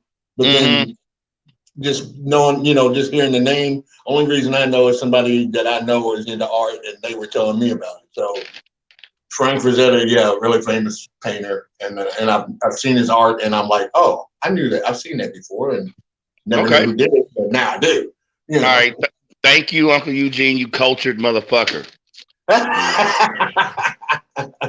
I'll buy your first class ticket to Paris, and you can go run around the Louvre and look at all that fucking art. How about that? Yeah, fuck France. We saved y'all asses in World War II, man. Y'all can't even respect yourselves enough to shave and wash your ass, and y'all want to be snooty to us. Fuck out of here. Anyway. Yeah. Anyway, so in his character development, the best thing you gave us is only good served fresh, because cold French fries are trash. Man, cold French fries suck. Never get fries on food service. For all you dumb motherfuckers that's doing DoorDash and Uber Eats, quit ordering fries and then bitching that they suck when you get them. Just quit doing that shit. All right. Anyway, you got like 3 minutes between grease and salt. All right, y'all. I'm glad y'all cheering me up, man, because it's about to get dark, man. For real, for real. So I appreciate the healthy balance, because I'm going to need it, man, for real. So like I said, Jerry Lawler is instrumental in the character development of Kamala. For his storyline, and we don't like to discuss politics, but it happens, all right? Former head of the Ugandan regime, Idi Amin, okay? They billed James Harris, now a.k.a. Kamala, as a former bodyguard of Idi Amin. Okay? Shaping this tribal African and spear chucking hunter. All right? They shoot the promos. I mean, there's smoke, there's fog. He's walking, he's stalking. Really, really capturing the mood that this native hunter from Africa, is now about to invade the wrestling world. They shoot the promos on Jerry Jarrett's farm in Hendersonville, Tennessee. I shit you not. And I've been to Tennessee enough to know who the fuck thinks Tennessee can double for Africa. Okay, like, what the fuck? Welcome to the wild plains of Memphis. Yeah, like, get the fuck out of here, man. You know what I'm saying? It's like, oh my God. You know what I'm saying? So Kamala drops. Okay. Working the Mid-South Circuit from 82 to 86. Kind of turned through it for real. He actually had a multi-promotional contract in the same time frame between 82 and 86. From 83 to 85, he did what was called the WCCW circuit. Okay. Throwback to the Von Erich family, if you will. See, we be doing our homework. See, Uncle Eugene, we get to show our age on this show. We get to show our age, all right? The Von Erichs, okay? Wrestling, some say the first family of wrestling or whatever. A tragic backstory, but do your homework, okay? Yeah. The Von Erichs were great, all right? And this was the promotion that they ran, all right? In that, he had 2 huge series of matches with our first spotlight feature that's coming up, JYD himself, the Junkyard Dog. Oh, yeah. I can't wait for this shit. And the 8th wonder of the world himself, Andre the Giant. To me, the goat. Mm-hmm. I'll elaborate on that when we get to that one. Mm-hmm. Andre Giant comes back into play right now. Right here, right now. Like now. Because it's Andre the Giant who initiates Kamala's WWF push. You found it! Oh my God, you found it! That match from that match from that WCCW promotion we just referenced, that's pretty much the match. And J-Ball just showed y'all the move that got Kamala his first WWF contract. Look at that. That's Andre the Giant, y'all. That's 7'4", 500 pounds. I would like to say this for all just the face value, top 40s, wrestling, historical things you will see.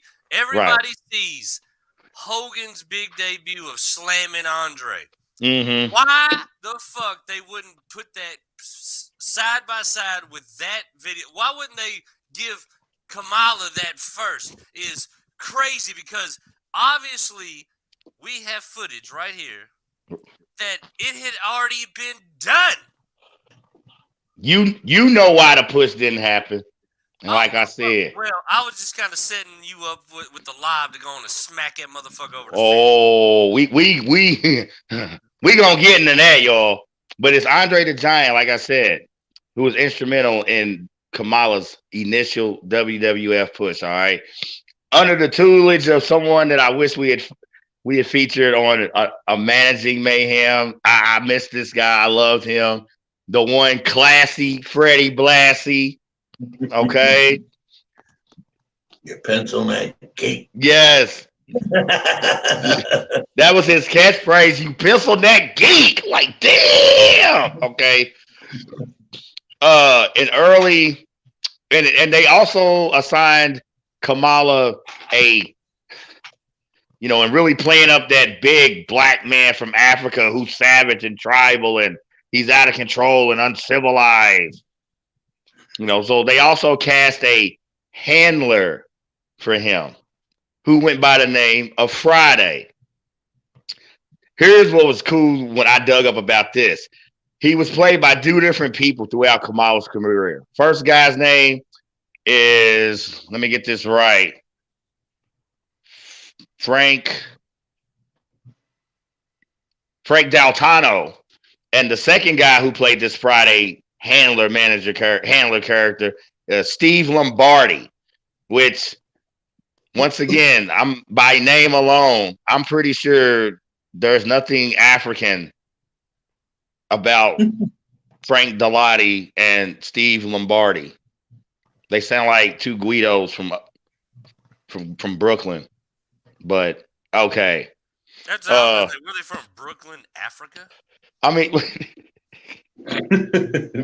this reminds me of when Irk asked me when we did a Hell Out of Mayhem and did Shawn Michaels and Razor Ramon, and Irk asked me, "Was he really from Cuba?" It's like, no, his name's fucking Sky Hall, man. Like, you know what I'm saying? When we were talking about the Great Muta and you talking about the white ninja, I was like, that probably could have been Razor Ramon.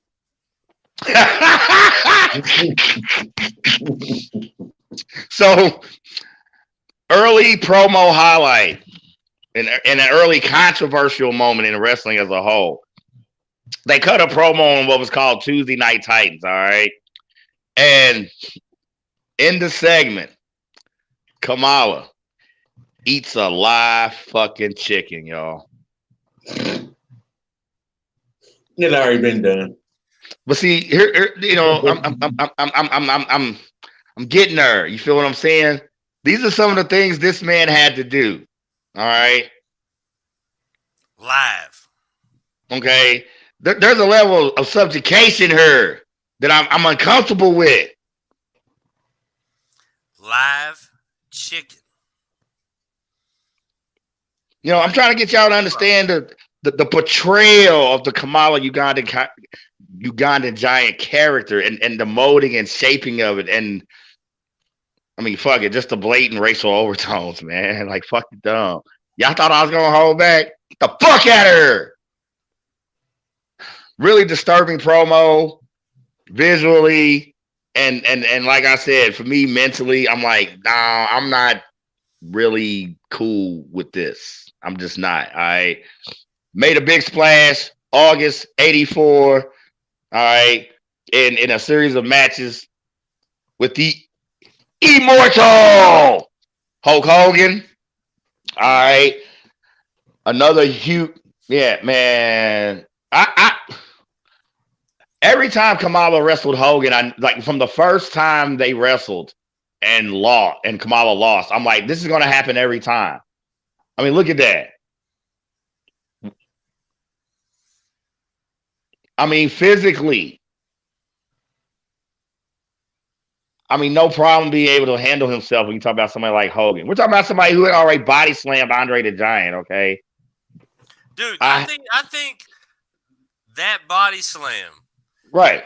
Because, I mean, just think about the craziness of it. So, Hulk Hogan becomes famous off of kind of body slamming Andre. An assisted body slam.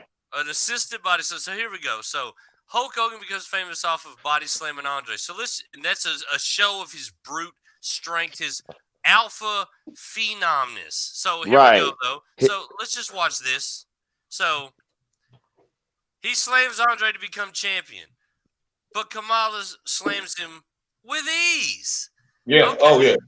Way easy. And that is more of a clean snatch and jerk than Hogan slamming of Andre. Yeah. But follow me. So, checkmate, feather and cap for Hogan. You slam Andre, you become the man. Kamala already slams Andre. But then, not only did Hogan slam Andre to become phenom, there's this picture here. So me, if I'm putting two together, y'all build the wrong phenom. It seems to me like there was a guy who had that smoke for both of them chumps. Look, like I said, I hate we don't like to discuss politics. And unfortunately, it happens in a lot of situations. We talk about the politics of wrestling, okay? But here's the thing, though. We didn't discuss politics on the United Hardheads of America because of club bylaws. True. This here is Monday Night Mayhem. Oh, shit. It is Monday Night Mayhem. Drag the entire establishment.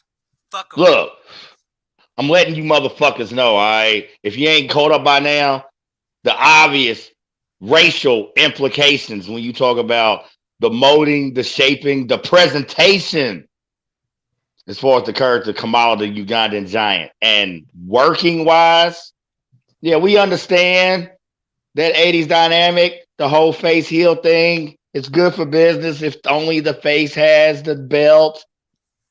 Fucking lame, fucking tired, fucking contrived as fuck. I've always felt when you talk about that Hogan Kamala series, you really want to build that thing. At some point, Kamala's got to have that belt for a while. Look at that. How can you not sell that guy as a top heel, let alone a champion? A true, you know what I'm saying? When you talk about someone, your fucking great American hero, fucking Terry Bollea, Hulk Hogan, has really got to, measure up to. Look at that. That's the same thing that Hogan did to Sylvester Stallone in Rocky III. How is the end of this match not a win? They had a series of matches, and half those matches were actual title matches. You know what I'm saying, though? You got him over your head, choking him, about to slam him. How's that not a 3 count? Are you crazy? Well, J-Wall, if you look carefully at that particular shot, that's outside the ring. Oh, shit. You're right. No ropes. Damn. That's even worse. Hogan was getting it. That's even a worse slam. Listen. See, Kamala's one of these guys, with the script and all that. He's going to fucking lose the match and shit and fuck. And yet and still, the pain, the punishment you're going to fucking take. Just naturally strong. Kamala wasn't no physical. Yeah, like Kamala was in the gym a lot. You know what I'm saying? Just the man was just a natural freak. He was a Jethro Bodine. Right. I mean, if you actually go on a promo and eat alive, kicking and shitting chicken. You know, fuck them weights. Fuck your workout. Hashtag fuck. You eating protein still kicking. Right. Fuck that Another big career highlight for Kamala in that 84 debut years for the WWF. Steel cage match. Andre the Giant. Damn. That's a match I got to dig up. And I think about the WWF in the early days of a steel cage match. Yeah. The cage match back then, y'all, were predominantly the independent circuits. Okay. WWF pretty much was the first major stateside federation to use the cage match. All right. And I definitely want to watch this one now. For real. Quick side note. This might. I'm sorry. No, go ahead. This might just be my sick and twisted brain. Has there ever been a cage match where they hooked a car battery to the cage so they shock the fuck out of you if you hit it? Yeah, just attach it right to its fucking balls. But your balls are going on vacation there, motherfucker. An electric cage match? I'm just saying. If it was, I guarantee you, Mick Foley was involved. Yeah. There you go. Yeah. Possibly Terry Funk. Or possibly both. Hey. Terry Funk grabbing it and being like, what's the problem? What are you talking about? What do you mean? Okay.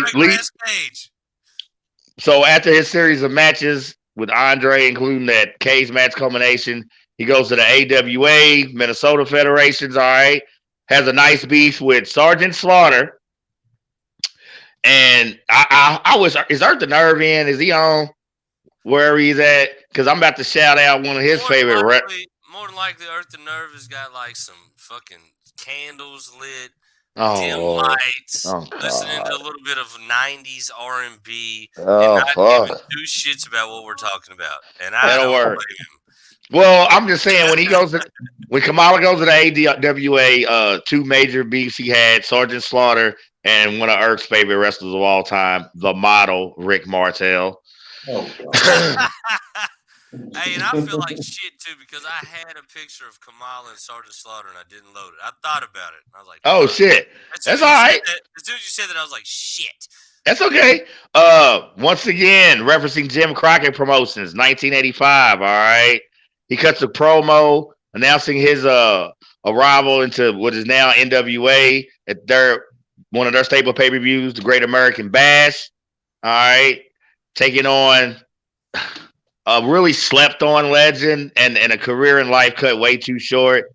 My man Magnum TA. And yes, ladies and gentlemen, it was going to be for that U.S. heavyweight title. Okay. Kamala returns back to the WWF in 86, restarting the beef with Hogan. All right. Yet never wins the WWF title. Leaves the WWF at the end of 87 for obvious reasons, because he asked Vince just one simple question. Where's the fucking money? Yeah. You know, down the road. I feel like this happened on in the squared circle, around the squared circle, and in the background. This was behind. This was definitely the locker room. How the fuck you getting paid tonight? Fuck you, you goddamn half-balled motherfucker. Worst hairline I've ever seen, you piece of shit. Later we'll reference Kamala's autobiography, and a big part of his autobiography when he discussed his wrestling career is what he stated as the blatant disparity in pay. A symptom of that was when he returned. He did continue to work. Independent circuits, mainly USWA, from 1988 to 92. All right, another return to the WWF from 92 to 93. Highlight of that return was a beef with the Macho Man, who by himself now is billing himself the Macho King. All right. And The Undertaker, of course, at Survivor Series in a casket match. In referencing Kamala's one of his claims in his autobiography as far as pay disparity in the WWF. Well, he said he went through it his whole career, particularly the WWF. For that Survivor Series match against The Undertaker, that casket match, The Undertaker received a payment of $500,000. Kamala was paid $13,000. Man, what the fuck? Now, of course, official word, well, he can't prove it and his claims are outrageous and blah, blah, blah. You know what, y'all? I love mayhem. I love professional wrestling. I always have. Okay. I'm not shy about saying, though, one of the things I've always struggled with it, you know what I'm saying? Whether it's character development, treatment of wrestlers, you know what I'm saying? Racism has always been a big part of it. And the pay disparities is just obviously another symptom of it. And this is a cautionary tale of it when you get into Kamala's story for real. Metallica, man. Sad but true. You feel me? Man, I know it's your guy, but Kamala should have fucking robbed The Undertaker right after that shit. I mean, come on. Remember Taker made his debut at a Survivor Series pay-per-view. Behind The Undertaker's joint and been like, right. We pulling out the straps. We taking half that bag. Right. But look at the billing. Remember, Taker made his debut at Survivor Series. That's 1990. That was basically his pay-per-view for years. And then it's one of his first specialty matches. It's a casket match. Look at the billing. You can't have Kamala win that match. No, but for fucking the offset of what he got paid to what he got paid. Right. I'm going to Vince's house with a motherfucking arsenal of crazy shit. Putting it right on his nose. Like, bitch, you gonna cut my check. Are you crazy? Mm-hmm. There wouldn't be no match if I wasn't in the ring, you punk motherfucker. So Kamala actually retires from 93 to 95. Goes back to his old grind. Driving trucks. A couple of trucks he actually had purchased himself. You know what I'm saying? Over the years of saving whatever money he could and did make.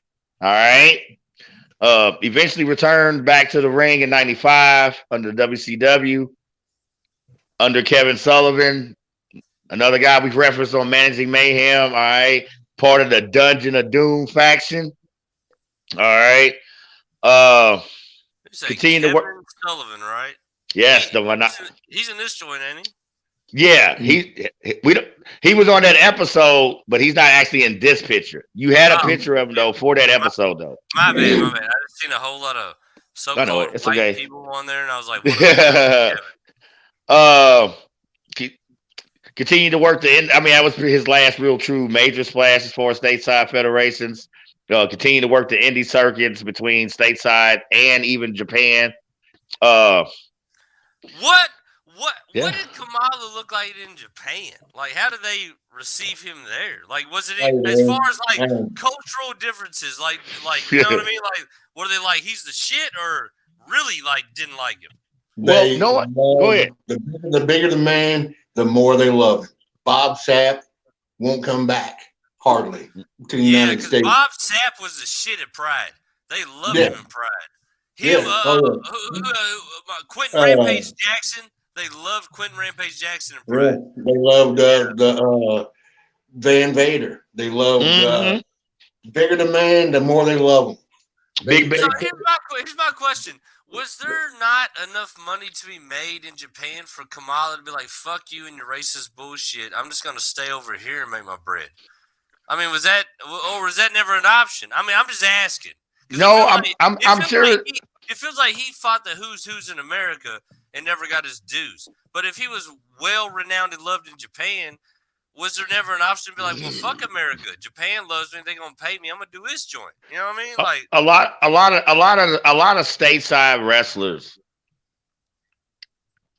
once they got that first taste of Japan, see, this is another criticism of when you talk about Vince between WWF and WWE and NWA/WCW. A resounding issue that we discussed. Vince's reluctance to not only feature international competition, send his guys over there for shows. I got you. He was just an ass hater. Mm-hmm. Vince, I can't wait to do a show on you. Boy, we gonna air you out, motherfucker. Kamala for years, as you see, wasn't necessarily the most physical specimen. Eventually developing high blood pressure and diabetes. Part of that sad story is he eventually was a double amputee, losing both his legs. Fuck. He was twice married. Okay, he divorced his first wife, remained with his second wife, had 6 children. All right. Tragedy struck in 93. Once again in Kamala's life, his youngest sister and stepdaughter were murdered. Okay. What the fuck? This is after he's a W amputee? Like after that? No. This actually happened in 93. He actually came off the road. This was part of a WWF. When this happened, he was in the middle of a WWF run. Okay. Oh, all right. That's even fucking worse. That incident happened in 1993. All right. To make that part of the story even worse, the assailant in the case attempted suicide, disfigured himself, and Kamala basically said, "Fuck that." And after a whole lot of screaming and kicking, and I hope he didn't have to choke nobody. Okay, no, part of me really does hope he had to choke somebody. The case eventually was prosecuted, and the guy himself died in prison in 2013. That right there is karma served ice cold. Whenever you say attempted suicide, yeah, that lets you know the universe wasn't done with your ass yet. Yep. Kamala actually dabbled in music. He wrote and had published over 100 songs. What genre? What type of music? Didn't really list, because I got all this from Wikipedia. There is, if you go to Wikipedia and scroll on his page or whatever, there is a website link in regards to his music.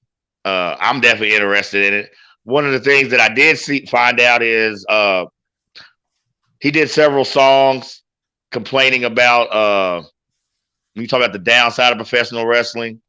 So that alone definitely has my. He was actually doing tracks about being a wrestler. Well, it was about his. That would be worth listening to, even if it was hot garbage. Just to I'm saying. You know what I mean? Like, no matter what it sounded like, what is he saying exactly? Right. Well, most musicians, whether they're good or bad, write about what? Their life and what they know. And wrestling was a huge part of that. That's what I'm saying. Like, even if you like the song or didn't, depending on the lyrics, there could be a lot of jewels to be had in them lyrics. You know what I mean? Exactly. I would hope that he was awesome, but right. It might not matter. It might just matter what the fuck he was talking about.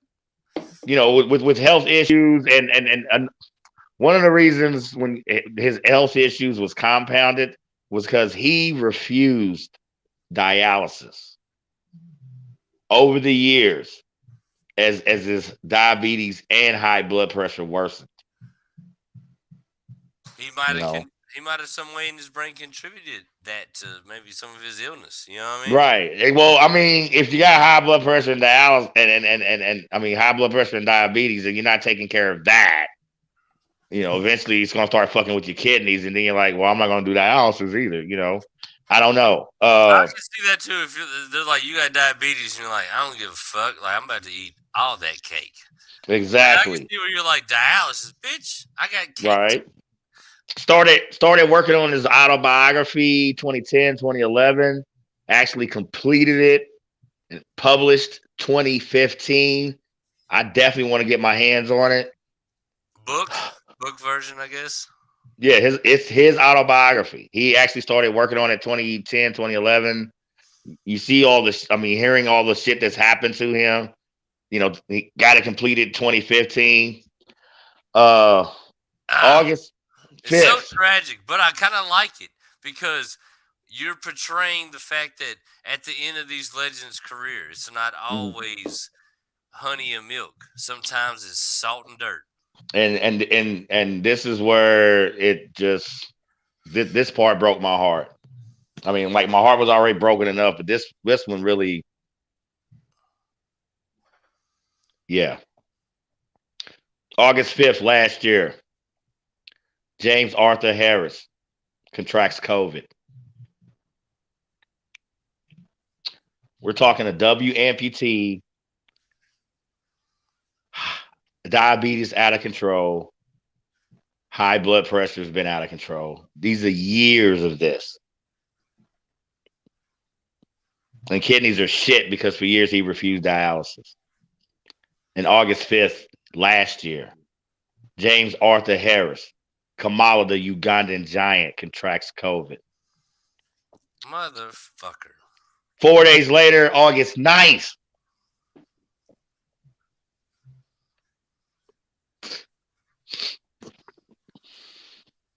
cardiac arrest, pronounced dead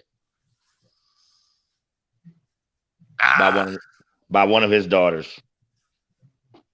Fuck, man. That's fucking bullshit, man. That's some bad shit, bro. God damn it, man. J Wall, I think now you're getting a greater understanding of why I specifically said we got to close with the story of Kamala. Yeah, and honestly, not for nothing, I didn't realize he passed so frequently. You know what I mean? And especially, I didn't understand that he passed under the pretense of this last 2.5 years of bullshit we've all had to deal with. Fuck, man, that's fucking. It's like medically, like the man hadn't suffered enough. Medically, and keep in mind, a lot of people well, the saddest thing about this is he never got his proper due and respect in the ring. He never got paid the way he should have got paid. When I found out that there were GoFundMe for Kamala between a few years before he passed, situation in regards to forfeiture of his house. And god damn. Well, a GoFundMe was done and some things were taken care of. But I'm seeing some of the numbers, like somebody like Chris Jericho. Okay, $5,000. Like I could blow $5,000 like 2 days in fucking Vegas. Yeah, I've put $5,000 up my nose in a weekend. I believe that too. I wish I would have known your ass then, because motherfucker, I swear I would have. I'm telling you, I that George Young, that Peruvian flake, you don't. You would have said podcast. I don't need my face on no goddamn camera. No, but I'm saying I just would have sold you. I would have sold you so much fucking coke, dude. Like for real. Oh, that probably would have been a fact, and I sure would have been willing to give you the bread. Yes. Damn, I missed the 80s. I missed 10, 12 a key all day. I miss Peruvian flaking. Oh, anyway. 80s? You forget how old I am. That's early. Yeah, I'm talking about me. I'm talking about me. Fuck you. I'm talking about like the real coke when coke was king.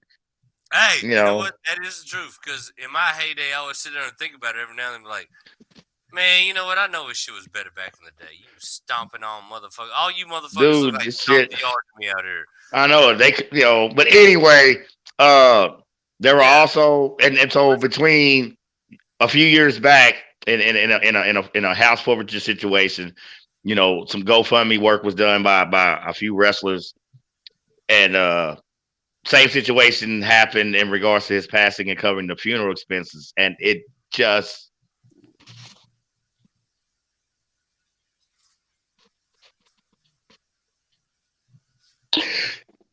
it's fucking bullshit, y'all. I'm putting it out there, all right? This man grinded Just listen to his backstory before he even became a professional wrestler. To lose his father in a murder at a dice game. To drop out of school at 9th grade and work for a sharecropper in some dirt fuck town in Mississippi. To go into the burglary ring and got ran out of town by the cops. It's either dead or face death. Let's go. Let them know about it. Let's go. Thank God for Bobo Brazil. They're discovering this man's natural gift and talent and to try to help turn his life around. And all the work this man put in worldwide, stateside federations, independent circuits, New Japan appearances, several WWF stints, a major WCW stint.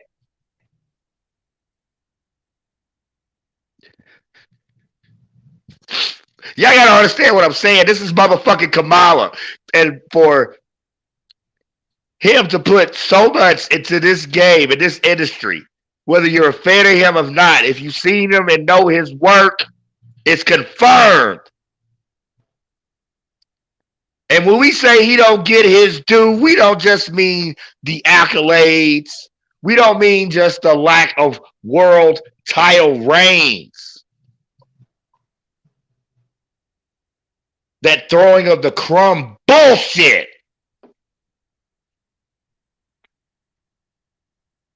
And the obvious racial component when it comes to the disparity in pay and the formation and shaping of his character. You know what I'm saying? You know, to have to portray this out of control animal African headhunter. That's not even a true representation, you know what I'm saying, of someone that's tribal from Africa. Not some out of control beast. Yet and still, he made the choice, and it is what it is. You know, we shooting fake Africa promos on farms in Tennessee. Thank you, Jerry Jarrett and Jerry Lawler. At least y'all introduced us and brought us something original, no matter how overtly racist it is. Because visually, Kamala is a sight to see, y'all. The face paint. You see the eyes. You see the stillness. It's an uneasy stillness.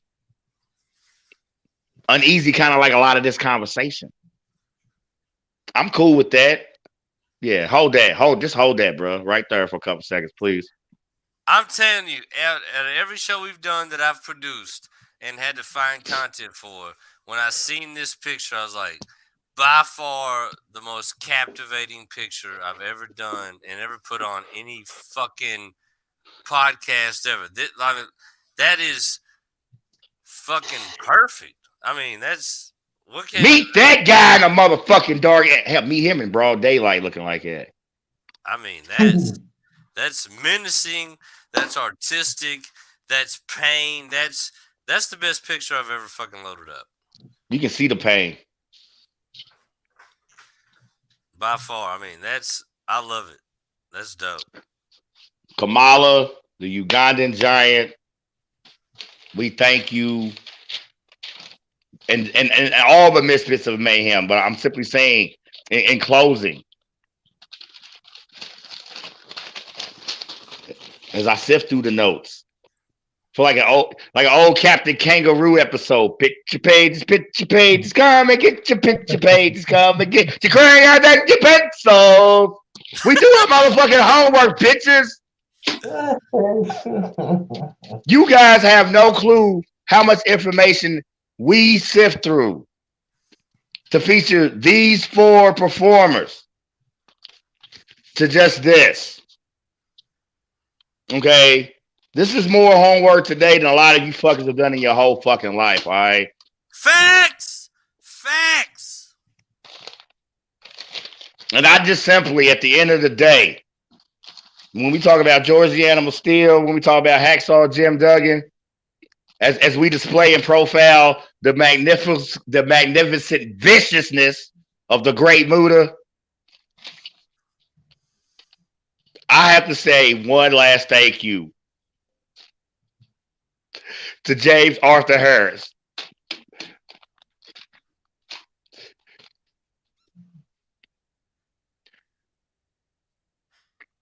Dealt a very raw hand early in life. And whether you like the path he took, whether you agree with it or not, is fucking irrelevant.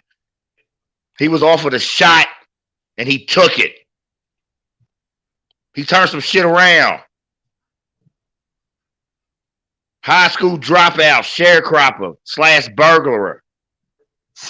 To go on to become one of the most recognizable figures in this illustrious business that we fucking call mayhem. So in closing, thank you, James Arthur Harris, Kamala, the Ugandan giant. Yeah, Hogan. Hogan, you ain't the original. You not, bro. The proof's right there who did it first when it comes to performing the magnanimous feat of body slamming Andre the Giant in the ring. Ain't no jumping and helping right there. Y'all see the video. Ain't nothing doctored, nothing filtered, nothing. We cooked that raw in the lab when it comes to Monday Night Mayhem. Chop Talk Sports, Blurred Minds Media, the new faction. Yeah, y'all know how it goes down. We cooked that raw, baby. Straight fucking fish scale. We ain't stepping on shit. And then you bitches want to know why every Monday night I got Uncle Eugene riding dirty with me. Somebody got to help me drop these bundles off. Somebody got to help me. Somebody got to help me drop these bundles off. Because we cooking it raw. We got that raw Bobo Brazil around here. That's right. Uncle Eugene, me and you might have to click up and do like a Legends edition, like a true throwback. Think about some of the names, y'all, we've mentioned tonight. Bruno San Martino, Pistol Pez Wadley, Bobo Brazil. Man, a lot of homework for a lot of you fuckers to do. Hey, I ain't fucking around. Look for it. J. Wall the Jerk, Ace Ill Productions, mixtape dropping, Bobo Brazil. Y'all heard that. Ladies and gentlemen, boys and girls, dogs, cats, chicks, and the rats, we appreciate y'all checking us out. Misfits of Mayhem was major tonight. I definitely enjoyed doing this show with everybody. I don't give a fuck if any of you haters got anything to say about me being emotional. You know what I'm saying? Yeah, we got notes or whatever, but it's like everything else. We cooking that raw. We going unscripted, you know what I'm saying? And if I'm feeling it like that, I'm feeling it like that. Who the fuck am I hiding from? Anybody can want to see this shit. You feel what I'm saying? That's how we getting down when it comes to Blurred Minds Media. Post B-Day celebration, and bitch, we still the new faction. Okay, shout out to Uncle Eugene. Love riding dirty with me and shit. J. Wall the Jerk. Okay, Earth chimed in for a little bit. He dipset on us. It's all good. It's all love. All right. The Godfather definitely took the night off. We don't have no problem with that. All right. But we just appreciate everything that we trying to get done. We appreciate y'all, you know, whether you like us or hate us. We don't care. Chime in live, get in somebody's inbox. We don't go fuck, talk your shit. You know what I'm saying? Anything that we present when it comes to Monday Night Mayhem, okay? You want to challenge us? You want to take on Uncle Eugene and myself, Chris, aka Apocalypse, the world's fucking greatest tag team? Y'all want to start the titles, bitch? Man, all you got to do is come on to that 502, all right? You know what I'm saying? This is the first of the Misfits of Mayhem series. Uncle Eugene and myself are going to click up and dig up some more Twisted Assorted characters going into that Volume 2 mixtape, okay? And also, J. Wall, we're going to back it up. 2 weeks from tonight, okay? We will present our first Spotlight feature. And by a special request from J. Wall the Jerk himself, Monday Night Mayhem's first Spotlight feature will be on the one and only JYD, that shit talking, swing changing brother, the Junkyard Dog. Dogs up. Y'all know about that, man. The fuck they know about that, Uncle Eugene? Not a damn thing. But if y'all smart and tune in 2 weeks from tonight, from tonight. We'll school y'all on the Junkyard Dog. We'll school y'all on the Junkyard Dog because Uncle Eugene proclaimed y'all know a damn thing about him. I'm cool with that. We will help you because we like to help people. We like to assist. You know what I'm saying? We do. Meantime, between time, we ran in overtime. I'm not going to apologize. I thought it was a hell of a show. I thought we got a banger out, okay? Once again, check out Adrian Richardson, Peacock Line, Dare to Be Different, Think Outside the Box, Earth the Nerves platform. Somebody got to say this shit because everybody's somebody, okay? Shop Talk Sports, my man Big E's running it. Had a rough week on the parlay picks, but he's going to bounce back. He's going to bounce back. He's going to bounce back. Rundown. Listen to that rundown. Man, we got so much smoke, these motherfuckers already coughing. You heard me? Wait a minute. Last but not least, shout out Allison because Cadbury Tales will be swinging. Cadbury Tales will be swinging soon, y'all. All right. And last but not least, what's up? What's up? Let him know the guy from the Midwest better come down the pipe, and we're gonna hit him with his intro, and we're gonna ride this thing out. Let him know. No birthday clips. No birthday clips tonight. That's all right. Yo, last but not. You know why I didn't do it? What's that? Because I love you, brother. That's all I see. Last but not least, y'all. You know, I know y'all heard the announcement a couple weeks back. You know, and we keep reiterating the point, but you know, we smart enough here at Blurred Minds Media to understand that some of you fuckers just don't get it. And plus, motherfucker, I'm like a goddamn soothsayer. I will will it into existence. Right. But what I'm saying is, last but not least, you know what I'm saying? We talk about them Cadbury Tails swinging. Last but not least, you know his name. Or maybe y'all don't, but fuck it. Ace Illa! Ace Illa! Ace Illa! Bitch, Ace Illa's coming. And we're going to show y'all exactly what it looked like. Apocalypse. Ace Ill's World Podcast. Check them out. What's good? My guys. What's good? Man, we're going to roll in this Ace Ill promo. I'm going to let them ride out to your not the official, but another motherfucking added paint job to the motherfucking Cadillac we riding in these. That's right, my friends. So, not for nothing, we gonna let them know.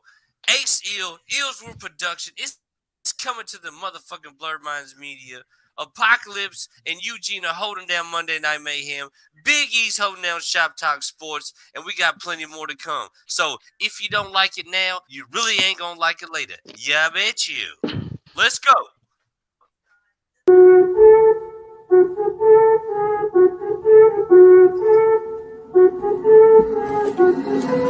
La ciencia es Illa. Hey, let's go. Bad bitch. I see you say for the spot since I said bad bitch. Woo, you're looking at a motherfucker like you wish I died, bitch. Woo, they say that shit, but a nigga ain't even lying, bitch. Ooh, roll that motherfucker blunt, I'm trying to get high, shit. Ooh, that's that drop on the beat, let me spit this fire, shit. Cool, you got a 16 under me, let's do it live, kid. Ooh.